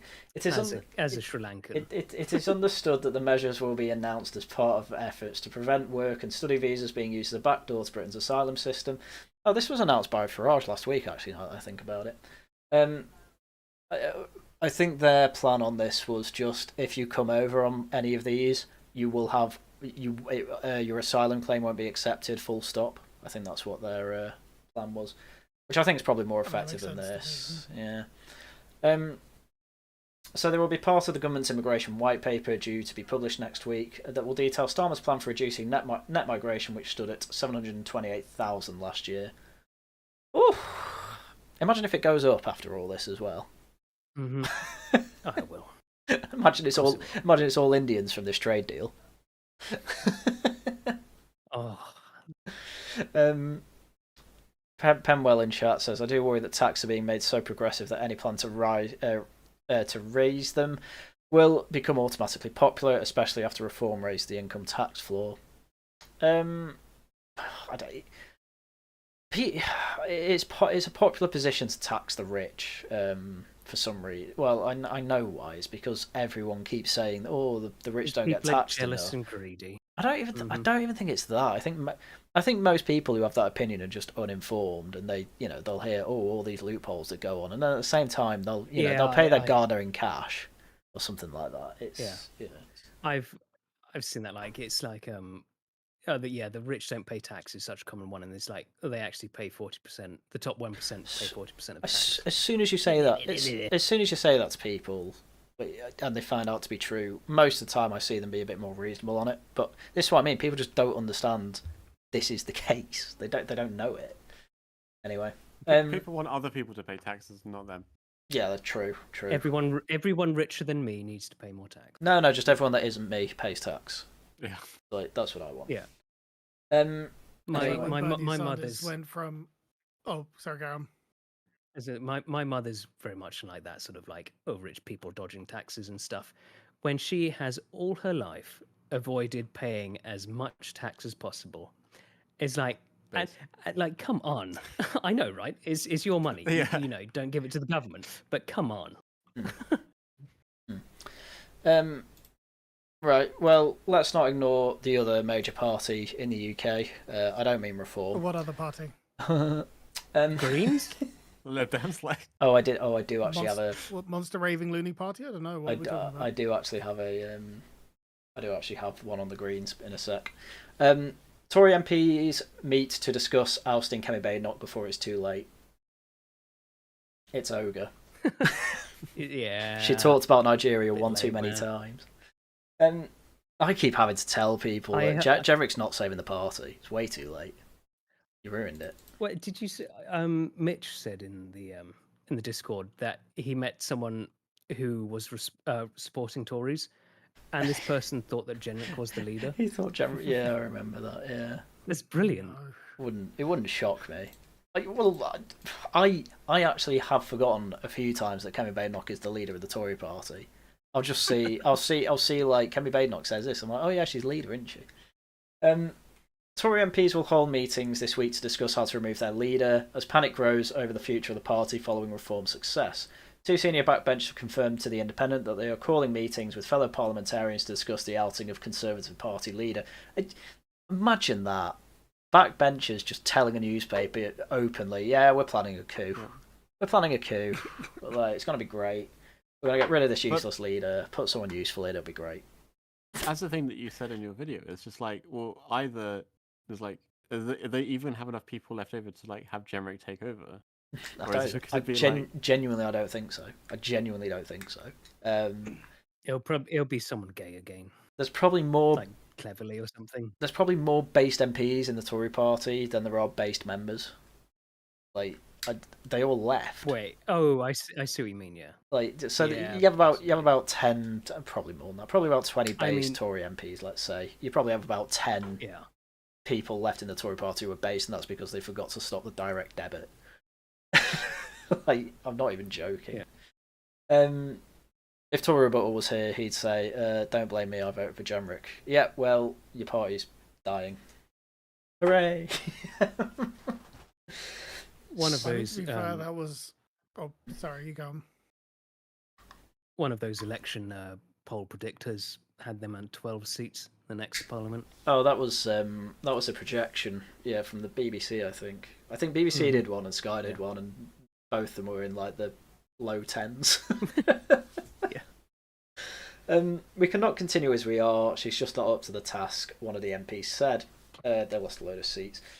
I heard at the moment she's just basically just doom scrolling on her phone all day. Yeah, she was. Relatable. I kind of respect that. Whose results were actually worse than last year's general election. We have somehow gone backwards. They weren't just worse than last year's general election. You got decimated to the point where you would only have 10 seats. Like it's humiliating. It really is. It's an interesting sort of level of denial where people seem to not. They seem to not want to acknowledge just how catastrophic the last 5-10 years have been. It's like literally everyone. I wouldn't be surprised if there were. It's like that scene in Smiling Friends. I wouldn't be surprised if it's like that scene in Smiling Friends where they watch Mr. Frog on the Jimmy Kimmel show say, "Oh, I hate all those filthy," and it just bleeps for a minute, and Pim just says to Charlie that was really bad. That's all this would be. Over the weekend, Sir James, I take it that's cleverly, told GB News that Badenoch knows she has my full support, but he said to rule nothing out and nothing in regarding the potential leadership bid should she be a vacancy. This, I reckon it'll be cleverly. I think it will be cleverly. Yeah, probably. I hate to say it, but sneaky little rat trying to weasel his way in there.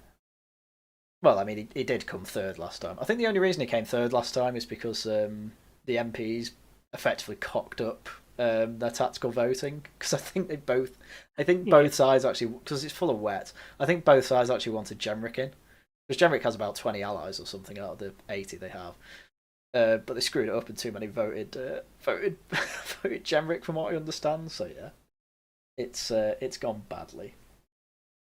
So yeah, it'll be between Jenrick and Cleverly, and it'll probably be Cleverly that wins, because the Tory party's just full of geriatrics that probably still think having a black prime minister means you can do whatever you want.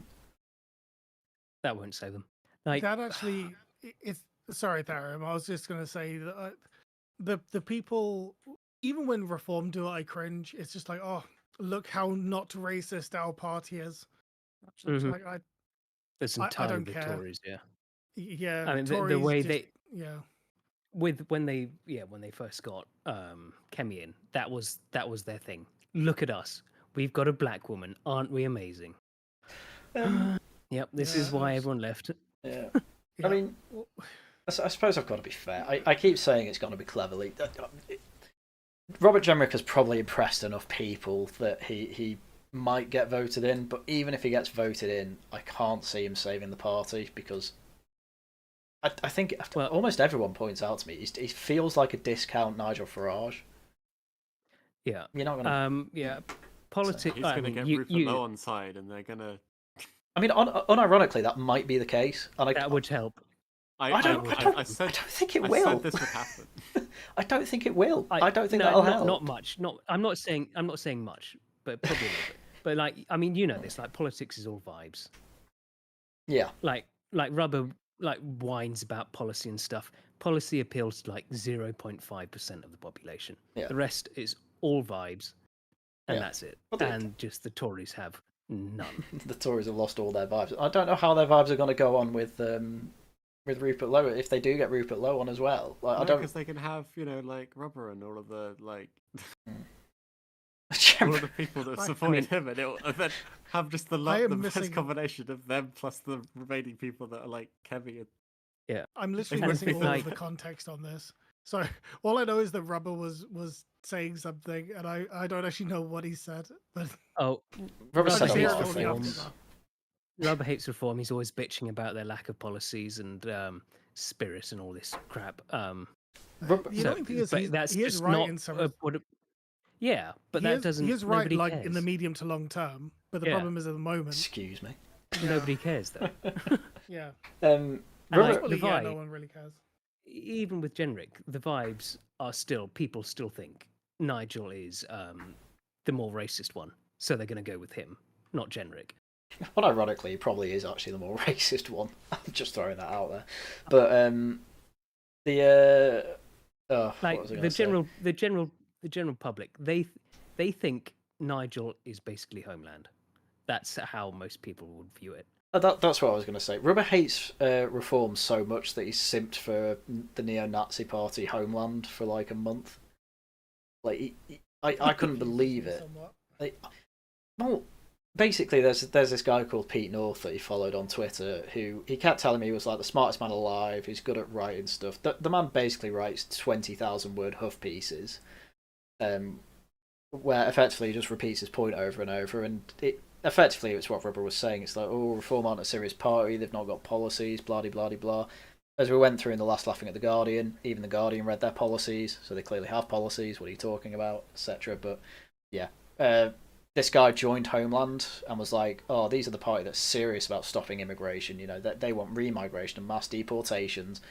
And Rubber just went along with it, not realising that the founder of the party was part of Patriotic Alternative, which was openly a neo-Nazi party, organisation. It wasn't really a party.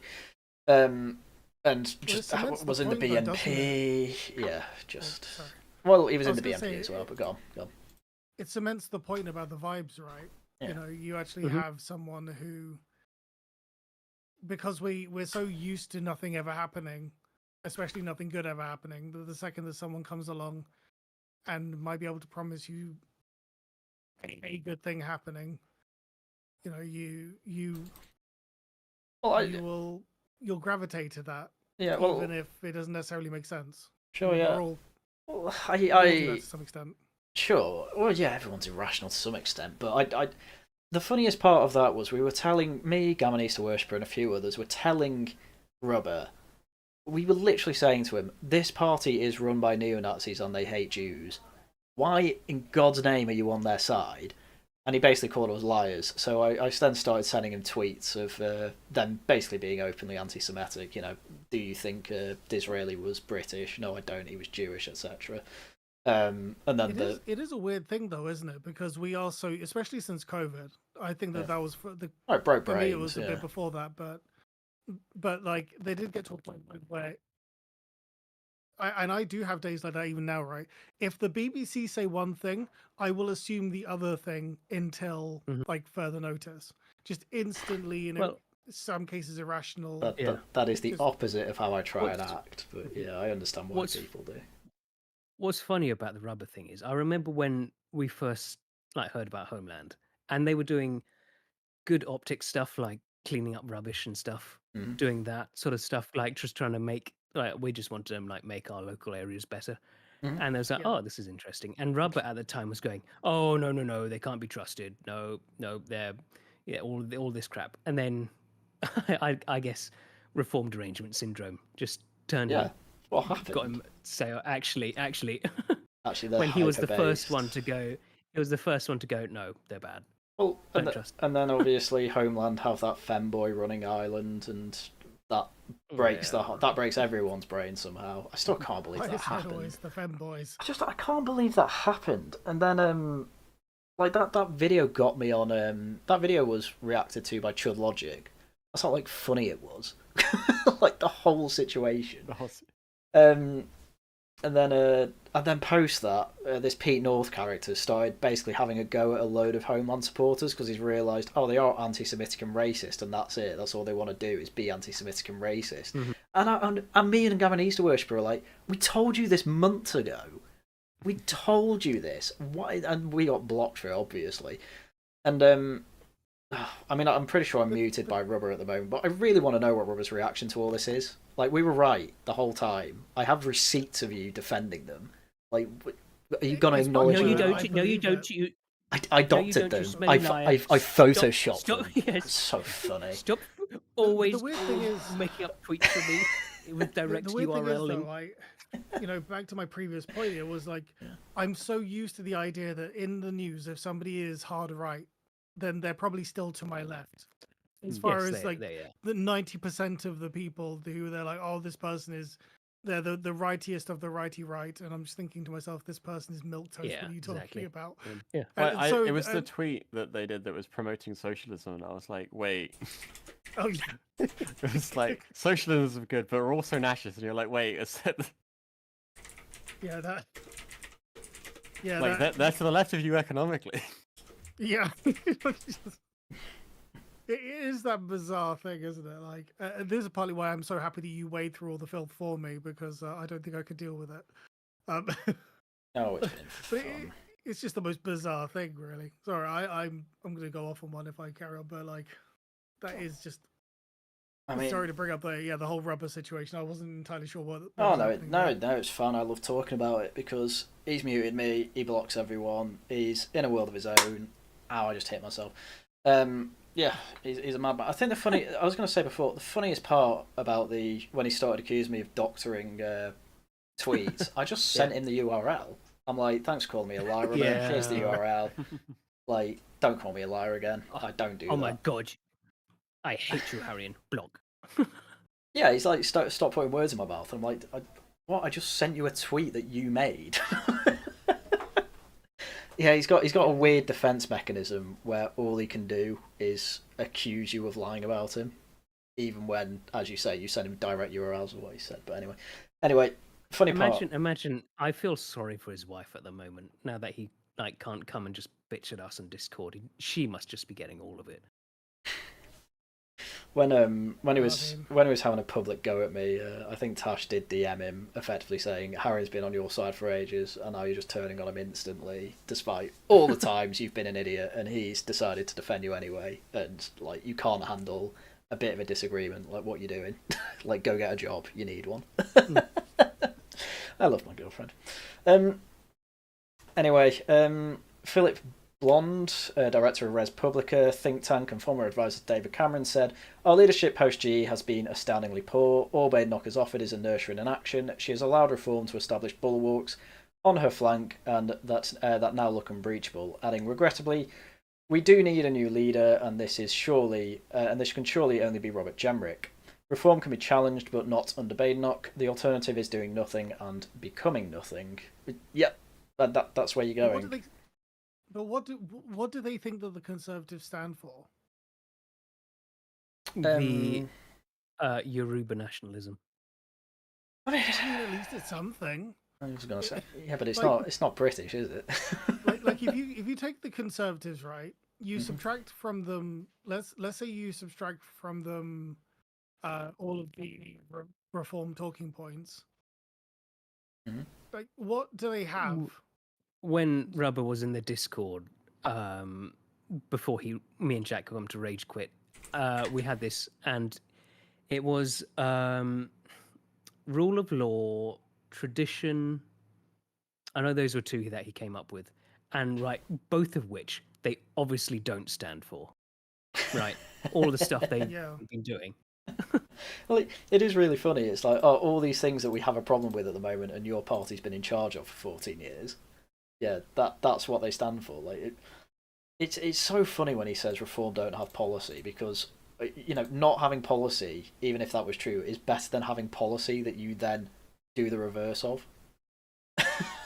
Like, I mean, what is the Tory current policy?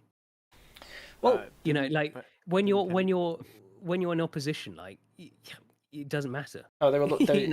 So what do they even have? They were looking at today. Doing the national service thing again. They were looking to push that. That again. I think part of the reasoning for that was, we need young people to give back to the system a bit more than they are now. And everyone's point is young people are being taxed to the point where they can barely afford houses, pushed out the system by immigrants are getting a load of housing in, say, London. Somalis are 80% of certain areas, social housing. Yeah. Rubber was another one. He loved the idea of that, but the fat fuck never bothered to actually do any sort of service himself when he was younger. Yeah, just the boomers are just the worst. Well, I do know there was a kind of really happy clappy version of national service called I think it was called the National Citizenship Service or something like that, which David Cameron brought in. Yeah, and they kept it running for 10 years, and then Lisa Nandy stopped it because it was a David Cameron idea, I think. And it was effectively, you go for a week to do I don't know, an adventure playground thing, I don't know what you call it, like a PGL thing, when you're 16. Then the second week, like Butlins or something. A bit more a bit older with nature, I'd say. Okay. Like you're in bunk beds and what have you, and they're quite not great. But then the second week you're in like student accommodation at unis, and then doing charity work effectively and things like that. And then over like 4 weeks in September, when you're back at school, you spend your weekends doing more charity work, like that stuff. I mean, I did that. I did that sort of thing, and the funniest part of that is that it's supposed to make people feel a sense of pride and accomplishment in what they do and feel happy to be British. Big society plan. I know 2 people that did that who joined gangs about 6 months after they finished it, so that was fun. Mm-hmm. So it didn't work, but at least they tried something. And I can't see national service being any different anyway. Like they're trying to solve a problem that's there. They don't understand what the problem is, and if they don't understand the problem, they don't know the solution. Yeah. So I think cleanup stuff is generally good. Yeah. Something Japan does that I think works really well for them is in all their schools they don't have cleaners. Instead, all the kids have to clean the school every day. Yeah, I always found it really funny because obviously a load of people at schools would be like, "Oh, I don't need to clean up properly. That's the cleaner's job." Yeah. And the teachers would always be like, "Oh no, but you should clean up anyway. It's good manners and what have you." But kids are just gonna feel entitled. So yeah, the Japan thing's a good idea. Well, I did karate, and you always had to clean the dojo. My parents was always like, you clean up, like. Yeah, you finish your food, and you the table. Yeah, but Jag, you had good parents. Like, not everyone has good parents. I know, unlucky. Skill issue, I guess. Skill issue, yeah. Yeah. Anyway. Better luck next time. Anyway, here's the man, the myth, the legend, the hypnotherapist that will grow your tits. Green Deputy launches leadership. I bet it worked as well. I think everyone's in denial. Is he the singing one? Yeah, he's the one that was singing at the Lib Dem conference. Yeah. Yeah, I'm kind of interested in what his political journey is because I don't think he was always a Lib Dem either. But he's a bit of a weird guy. Leading Green has launched a surprise campaign to oust Carla Denyer and Adrian Ramsey. Don't even know who Adrian Ramsey is, by the way. I thought this guy was a co-leader, by the way. Every time I've done a video on him, I've just said, co-leader, Zach co-leader stuff is so gay. Oh, it's so funny. I remember Caroline Lucas was always like, "Oh, I'm really happy we don't have a whip system. We've never had to use it. That makes us feel so free." And I'm like, you had one MP. Of course, you didn't need a whip system. I think they should just have a socialist and they're all on the same. They don't have any leader. That sounds like a good idea. They're all at the same level. Zach Polanski will challenge Denyer and Ramsey this summer, despite the party having the best ever general election results last year, winning 4 seats. I mean, that's it. Yeah, 4. But I'm not being well. That's better than 1, to be fair. But yeah, that is the local election results were pretty dire, to be honest. They should have done better than they did. Polanski told The Guardian he believes that the pair had done a good job, but that the Greens needed to meet the challenge of Reform UK, which has a membership about 4 times bigger than his party and surged with the massive victories at Thursday's elections. People are done with the old 2 parties, and we're at a dangerous moment where Farage is absolutely ready to fill the vacuum. We should never turn to Farage, but there are things that we can learn from being really clear in speaking to people. There's an empty space in politics where we're not being as bold as we can be. Being sensible and professional are good qualities, but I don't think they should be the central qualities. And, he wants to be an eco-populist.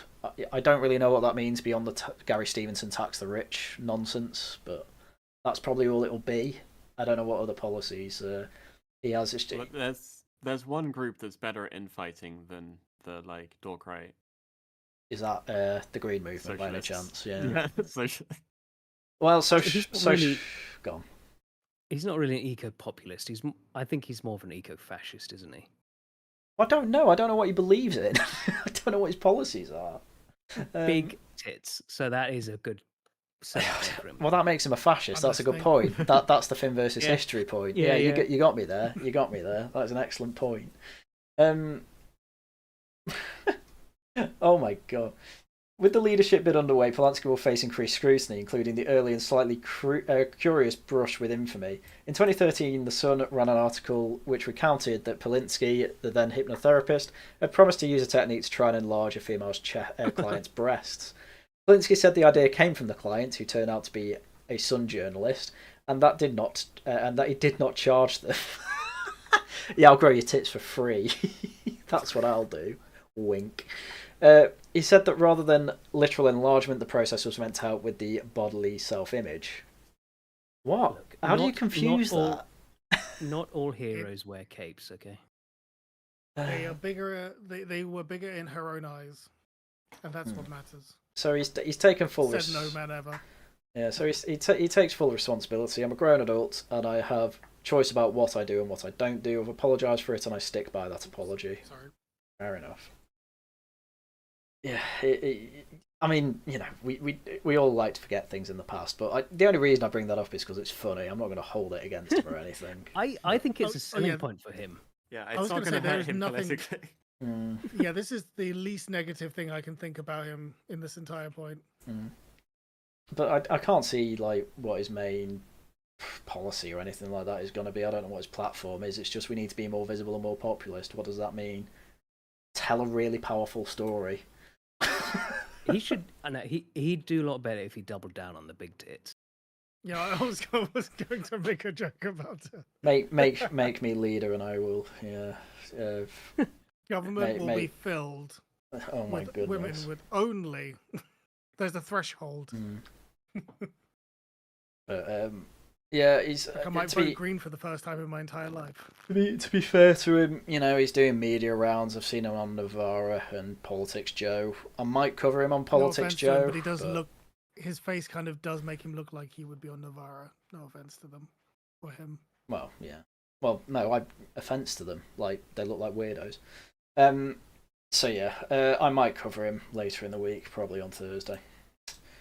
Right, finally, it was VE Day. The Royals had a celebration and can forget Prince Harry, who did an interview with the BBC that they released the same day as the election results. Wonder why they did that. Why does Sadiq Khan look gaunt? Actually looks like a skeleton. That's weird. Is he on Ozempic or something? Just holding in all of the rage and all of the nationalism around him. Yeah. So no, I don't know. Weird. You've seen him say he's a proud. You've seen him say he's a proud Englishman, right? Englishman. What, Khan? Yeah, Sadiq Khan. Yeah, Sadiq Khan. You know, he says, "Oh, I'm a proud English Muslim." When did he say that? Just the other day. Are you sure he said that? Are you sure you're not confusing him with like Rishi Sunak or something? No, this was Khan. I need a source on that, my dude. I'll find it. I wouldn't be surprised if he said it. To be fair, it was after the St. George's Day stuff. It was on then, I think. Yeah, I'm a proud Englishman. He praises proper patriotism, but warns of the. Oh my god! I have to. Sorry, the picture in this is funny as well. Like first time, the only time you'll ever see him with England flags. The only time ever. Yeah, he's a proud English Muslim. Proud, you know. Nothing to see here. Nothing wrong. He didn't say Muslim. He said English man. No, he says Muslim later on. He says Muslim. Later on, he does mention I'm a proud English Muslim. The Labour mayor said he valued his English and European identities as well as his Pakistani Asian heritage and his Muslim faith. I mean, again, this is ethnicity and eating it too, as I always say. Pokemon, you've got to catch them all of the identities.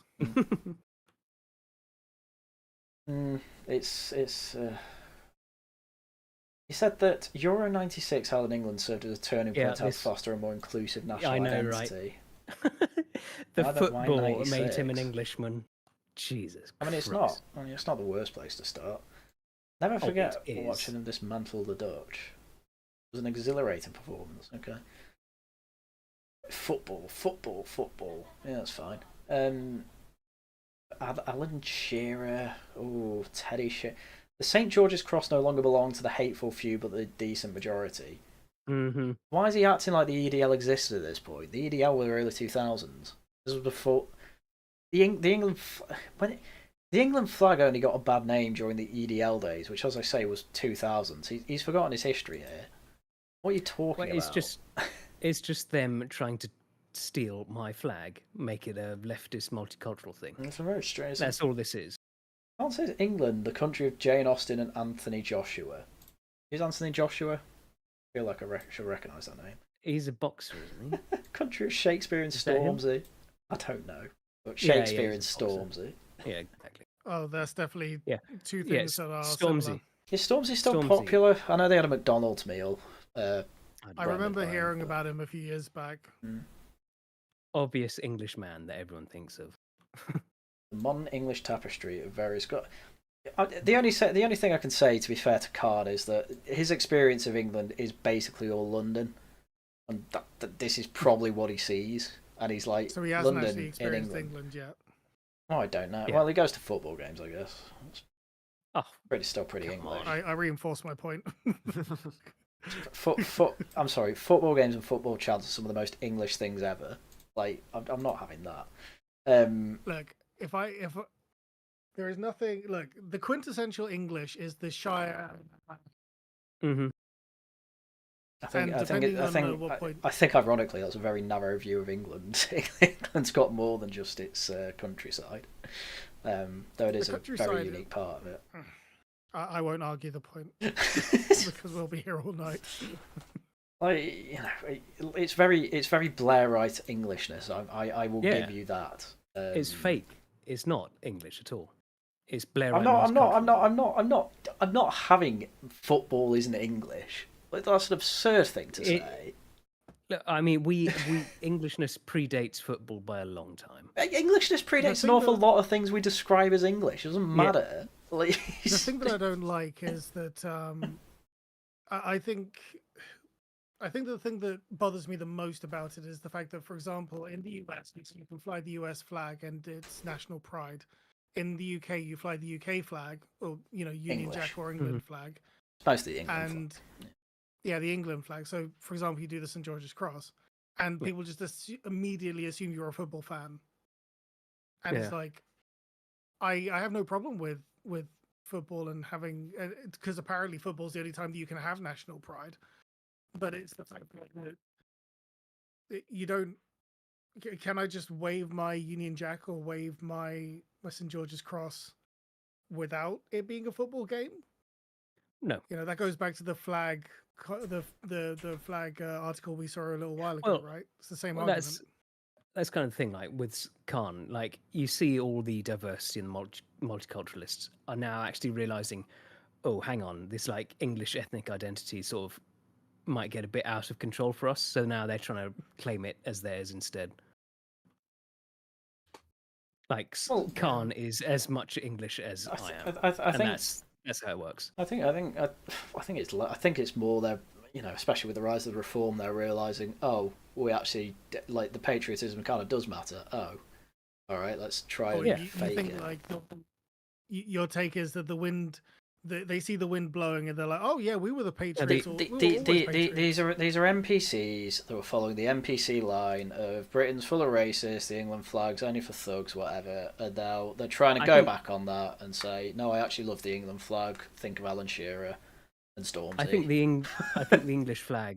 I think the fact that they're trying to go after England is a sign they're concerned about the ethnic side of it, because otherwise they got the British thing, which is much easier ground for them to fight on. I don't think they're that concerned after the whole Rishi Sunak thing.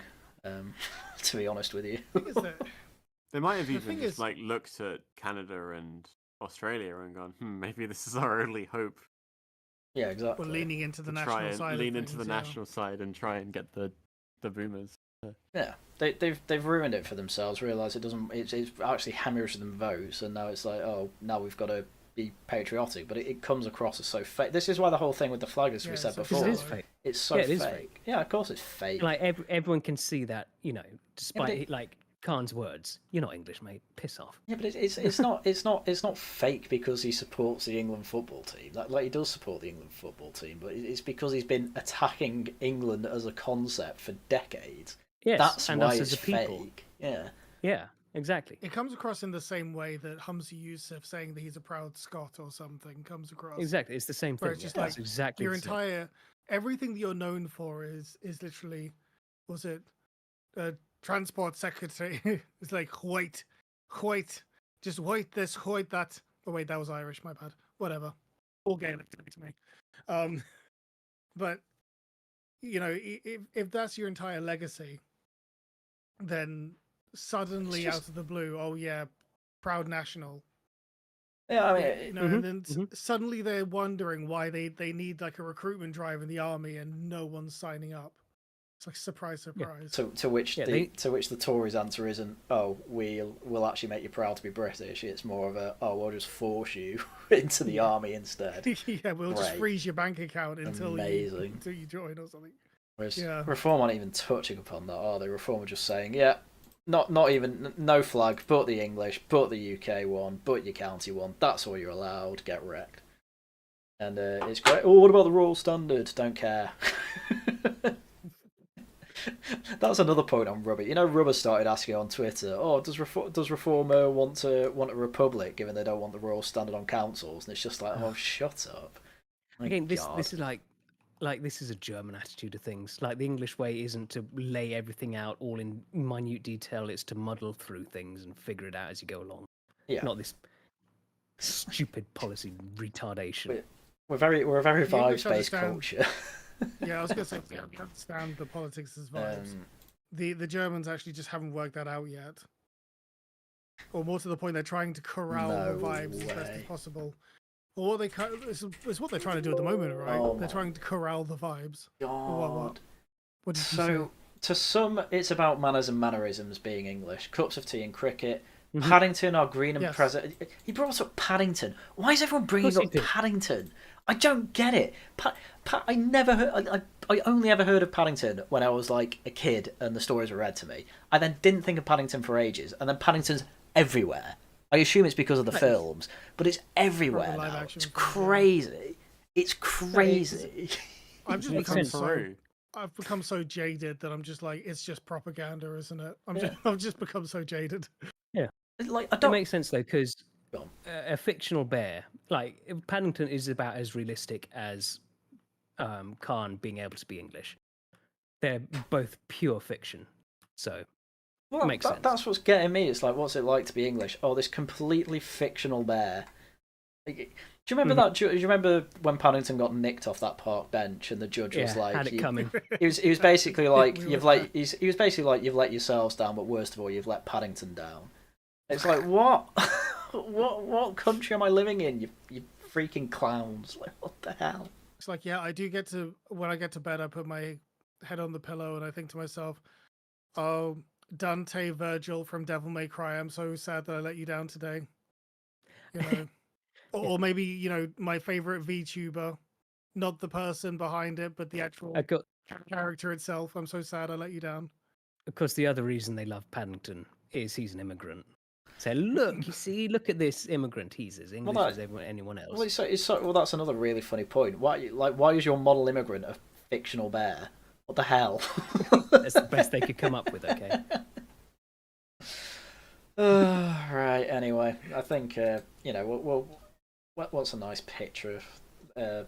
We'll do one of the family. There we go. Look at them. Perfect. Look, king in waiting, king in waiting. Whatever, you know, family all together. You love to see it. What are your opinion? Do you have an opinion on whether Charles's health is actually worse than they're letting on? Well, he looks all right. You know. Yeah. The problem is though, go back up to the photo again. It's just one thing that really bothers me. It's just not the same without Her Majesty, Queen Elizabeth. Now that is being English. Does William have a beard there? He's growing a little beard, isn't he? Yeah, he's got a little beard. Yeah. Oh, he's getting based, isn't he? You'd think so, maybe. Who knows? I don't really know about the king's health. He had cancer. He's being treated for it. I mean, you always look pretty gaunt when you're having chemo and all that. But I would imagine everything's being done to keep him alive as long as possible. And even if he does die, you know, William will be pretty good. So there you go. Right. I think that'll do. Vicar Stedman's literally just come in the chat. Well done for being very, very late. You missed excellent Star Wars and Oblivion talk at the start, so you may as well start again now. We BTFO'd Harry, told him about how... You didn't BTFO me. Again, all that happened...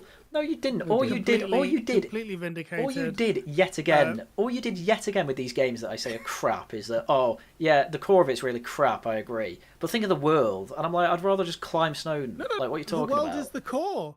The soundtrack by Jeremy Soule is the core of it. It is the I totally play games because of the music. that is a core reason to play games. I don't think there's ever been a game. Legendary. I don't think there's ever been a game. Like, I listen to soundtrack of games that I've never thought of playing Undertale because of the soundtrack. I listen to it a lot. I've never thought of playing the game because of it. But you play the game partly because of the soundtrack. The soundtrack is what makes the experience. It certainly helps the experience. I am not agreeing it is the core of it. However, the Skyrim trailer music was incredible. I'll give you that. Yes. But I hate like, the game. When we say like the things that we think aren't so good about Skyrim, we're comparing them to like Oblivion. Yeah. Not just in general. In general, they're still good. Nah. Or for their time, like the combat it seems to age these days, but for its time, it was fine. No. And then the writing is bad, but it's still better than like Avowed or anything like Dragon Age or Assassin's Creed. Like it's. Go play Devil May Cry 3. DMC3 is actually a really good one. Skip 2 at the moment because 2 is a labor of love. DMC4 is good. I actually haven't played yet, but I heard it's really good. Actually, if you want a really good RPG, genuinely a very good RPG, Dragon Age 1, Origins. Unironically, phenomenal RPG. End to end, very good. Or Elden Ring if you really hate yourself. It's a much more modern game. No. Do it. Have you played Breath of the Wild, Harrian? Yeah, I like That's a good game, actually. Yeah, I like Breath of the Wild. That is pure world. There is nothing in that but world. Oh, it's I like it, but I wouldn't play it again. There's no way I'm going through that world again. My wife can. I mean, that's quite normal. That's not like a detriment to it. Like, it's made it very difficult to get through Tears of the Kingdom. That's understandable. Yeah, that's a fair enough point. Yeah, that one's fair. Which I feel really bad about because I think Tears of the Kingdom is a better game, but I've seen the world before. Like, how far did you get into the game by any chance? Are there dungeons in that game? I don't even remember. There's like the entire underground. Is the entire underground just one big dungeon? I probably searched about half of the underground then. Did you get to the plot twist? No. If you know what I'm talking about, then you'll... I don't know what you're talking about. I'm not going to spoil it. Plot twist then. Yeah, don't, because I might go back to it then if that's the case. But like legit, I actually preferred the plot twist in Tears of the Kingdom hit me a lot harder than the ones from Breath of the Wild. No, I think I didn't get to it in my playthrough, but I did see like a clip of it on TikTok. I might know what you're talking about with the plot twist. Okay, does it involve a dragon? It does involve a dragon. Yes. Yeah, I know what the plot twist is then, but I don't really like. The story of it, I don't care for the Zelda story either of Breath of the Wild or Tears of the Kingdom. I mean, they are very bare bones. The whole thing is just an excuse to go exploring. I get that. Yeah. Oh wow! Wow. Okay. But at least it's got good combat and creative mechanics. He is also a Christian Crusader. He is a Christian Crusader. That is very true. Oh wait, we can do this. Canonical. We'll get him to play Oblivion with the Knights of the Nine expansion, where you literally play. You actually kind of go on pilgrimage and crusade. Nah. We can sort of hook him in that way. I can just play Crusader Kings. I guess you could. Yeah. Right. Anyway, well, we've gone through that conversation again. I don't care how contrarian I sound on this subject. Like, Bethesda suck. The only good game they made was Fallout New Vegas, and that wasn't even a Bethesda game. They just published it. Yeah. So there you go. Though I do need to play through more of Fallout London, but it kept crashing last time I played it. I'm sure Todd will trick me into pre-ordering Elder Scrolls 6 though. Oh yeah. I know I shouldn't, but I will be pre-ordering Elder Scrolls 6. You all deserve the gaming crash we currently have. I bet there will be a great trailer with a banging little soundtrack on it, and I'll be there. Take my money, Todd. Lie to me again. There'll be a great trailer, but you know it's going to be Inan's. It's not going to be Jeremy Soule. Out of spite, I'm going to buy the next COD just to keep the game industry learning the wrong lessons. That's the only reason. You complain about us with Elder Scrolls, but you and Call of Duty. I didn't. That's so much fun. I didn't buy Black Ops 6. You can't blame me. You bought the last one, didn't you? Ironically, I didn't buy Black Ops 6. Probably got the best storyline out of all of the recent Call of Duty. Literally, maybe with the exception of Cold War. I've only played one Call of Duty in my life, so. Oh, aren't you cool? Which one was it? What it was. It was a good one. I played an unreasonable amount of that game. Well, I've played an unreasonable amount of all of them, but anyway. I preferred Battlefield. Anyway, yeah. Wow. I like Battlefield 1. Better. Do I have? But the thing is, I preferred Battlefield, but I did play like Modern Warfare 1, 2, 3, like the remakes, the remasters, Black Ops, some of the Black Ops. Like I played a lot of them, but I still prefer Battlefield. So it's a much better game. Yeah, it is. Can I end the stream now? BTFO. I can end the stream now. Right. Thursday I'll be playing some Nautica, so catch me on my channel. I'll be making videos as and when I can make them, so that should be tomorrow and Thursday. I don't think I'll have time Friday. And then we'll be back next week with a Tosh talk, so I'll need to remember the poll on Friday at the very least. And then after that, it is another Subnautica stream, and then it'll be Laughing at the Guardian next Saturday. So there you go. Videos out as and when I can make them. Thank you very much to the chat for being well involved yet again. Thank you very much to the panel, Cero, Jeg, and Tharium. As always. Thanks for having us. Even if your opinions on Star Wars and Bethesda are the worst I've ever heard, complete NPCs, terrible, not invited back, it's over. Right.